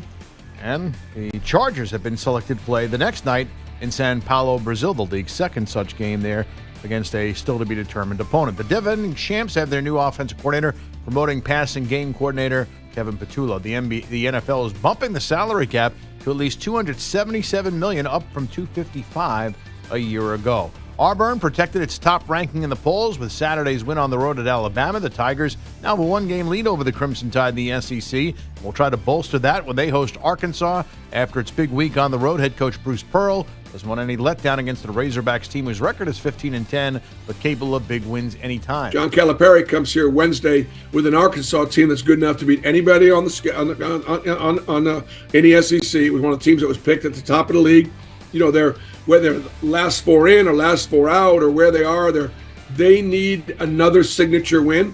Arkansas does have 2 wins over ranked teams this year. The aforementioned Crimson Tide are on the road at Missouri. Only 1 game in the NBA tonight. The Hornets and Lakers make up a previously postponed game in L.A. I'm Rich Acker.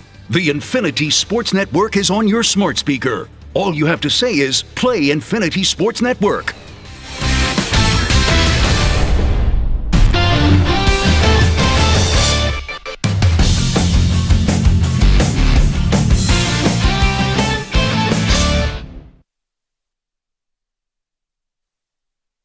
You're in a 5-minute break.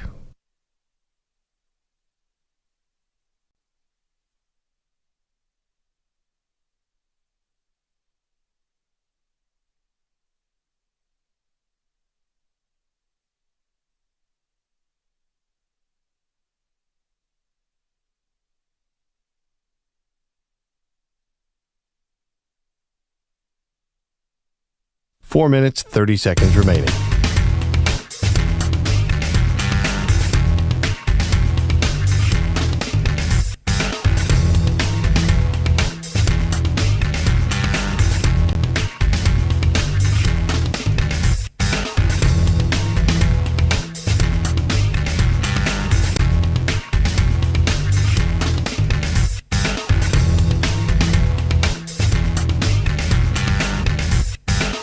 Four minutes remaining.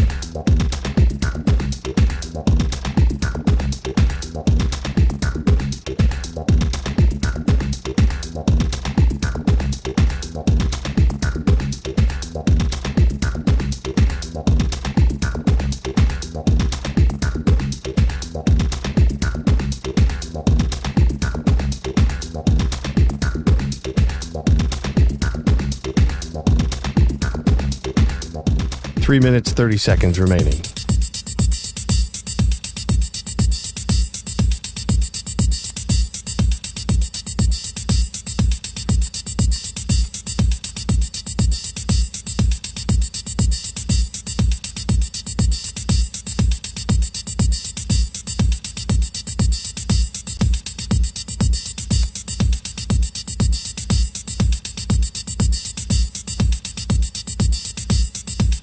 Three minutes remaining.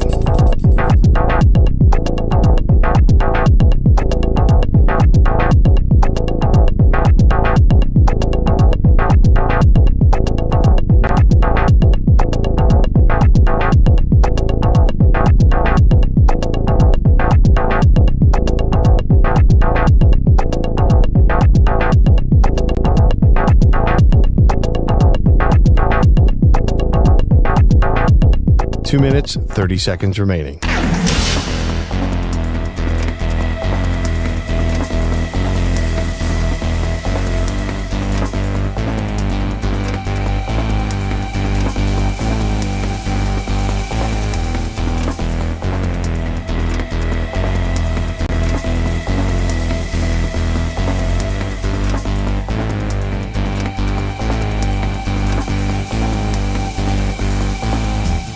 Two minutes remaining.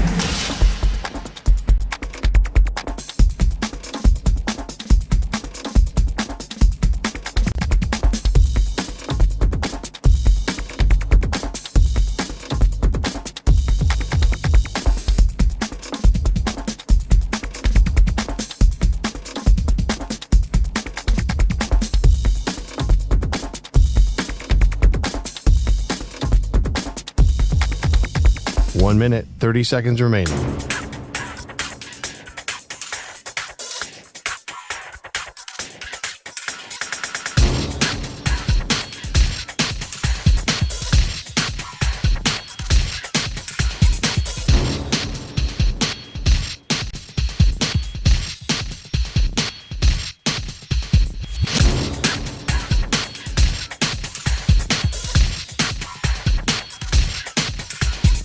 One minute remaining.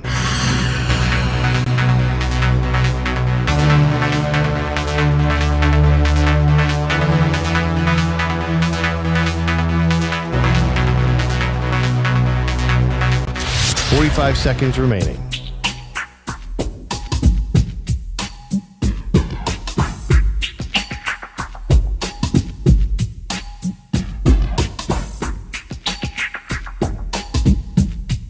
Thirty seconds remaining.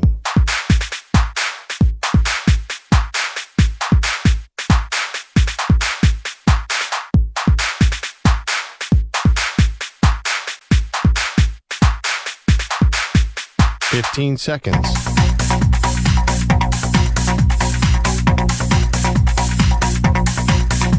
Break ends in 5 seconds.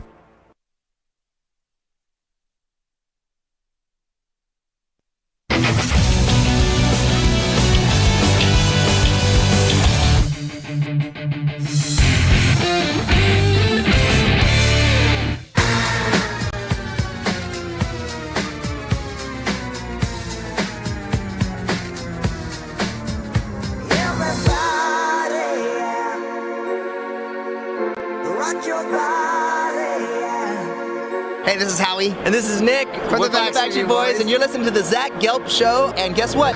Zach is back. All right.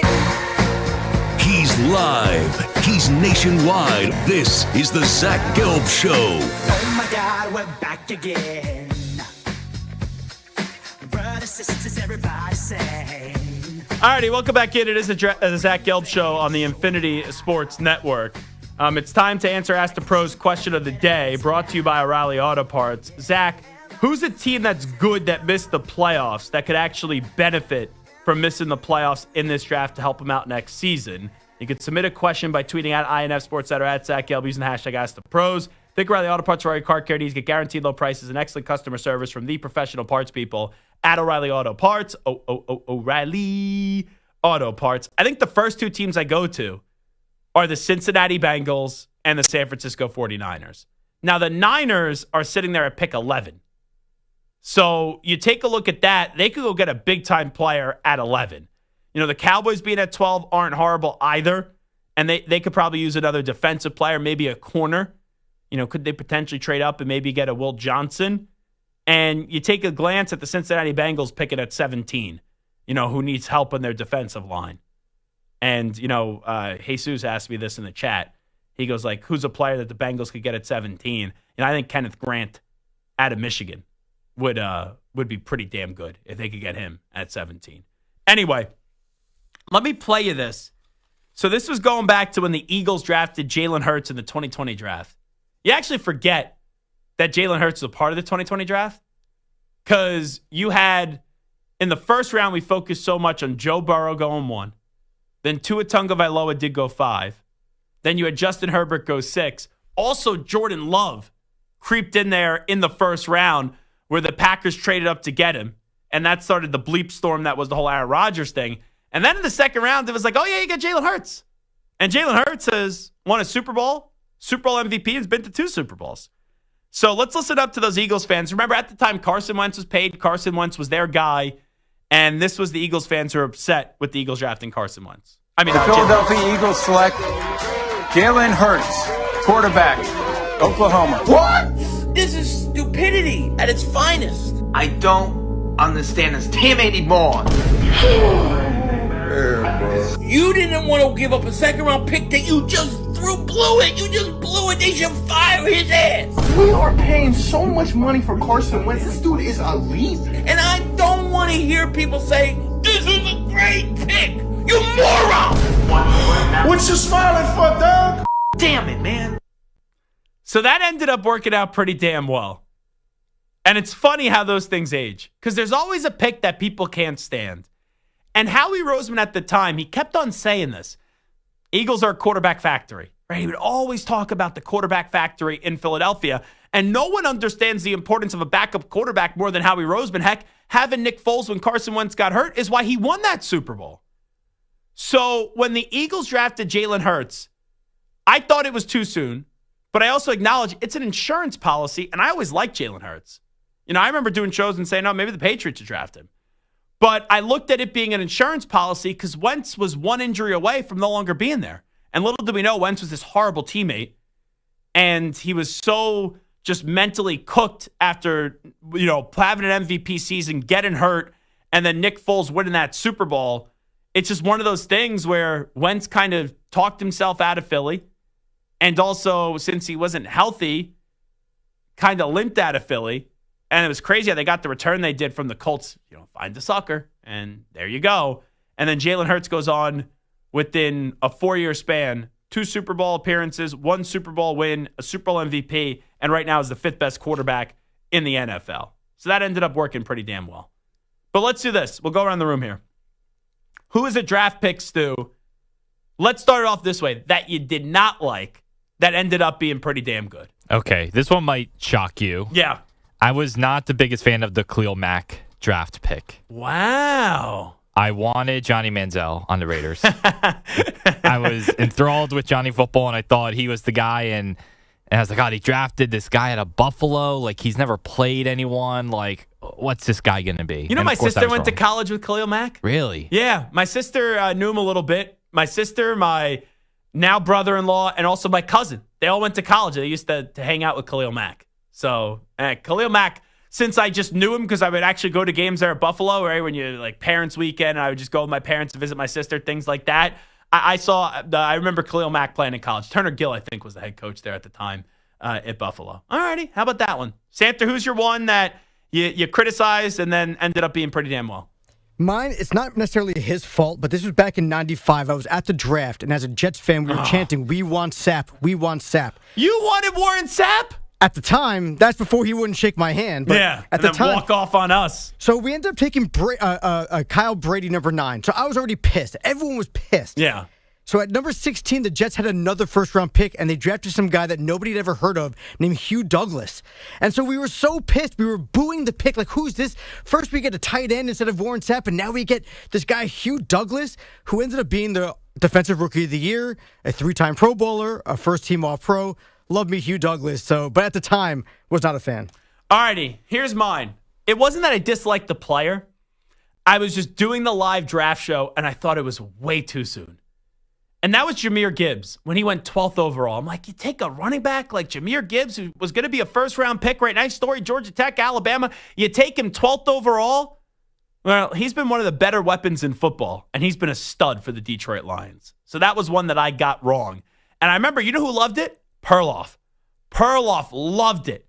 And I was like, I just think 12 is way too early. I don't think JR was a fan of it either when the three of us were doing the draft show. All righty, Stu, who's your draft pick that you thought was going to be a stud? You have probably a laundry list of them. Several of these. That ended up being one big fat bust. Darius Hayward-Bay, maybe? No. This is the obvious one. I said one fat bust for a reason. Fat bust is the key word. And got a playbook? Of course, that is Jamarcus Russell, who, as Mel Kiper said, reminded him of the next John Elway, and obviously he wasn't anywhere close to John Elway. All righty, Samter, who's yours?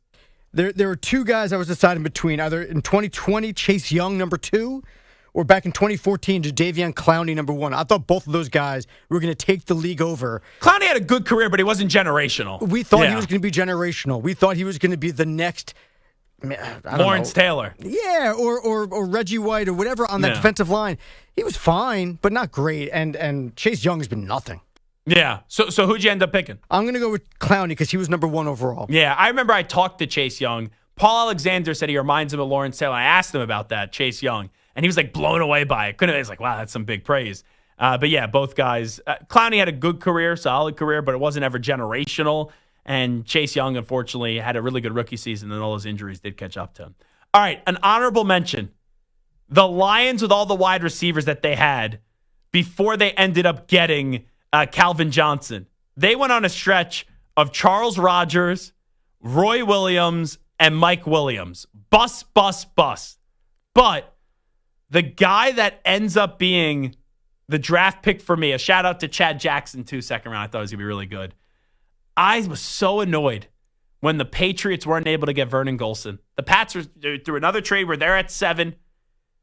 The Jets are at 6. I wanted Vernon Golson at Ohio State. The Jets take him at 6. I was, as a kid, devastated. I think it was my first hot take.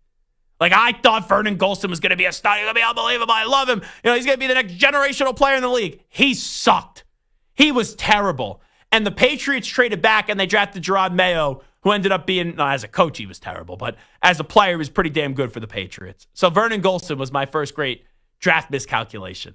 All righty, that will do it for the Zach Gelb Show on the Infinity Sports Network on this Wednesday. We'll be back tomorrow on a Thursday edition at 3 p.m. Eastern, noon Pacific time. Big thanks to Cooper DeJean for joining us today from the world champion Philadelphia Eagles.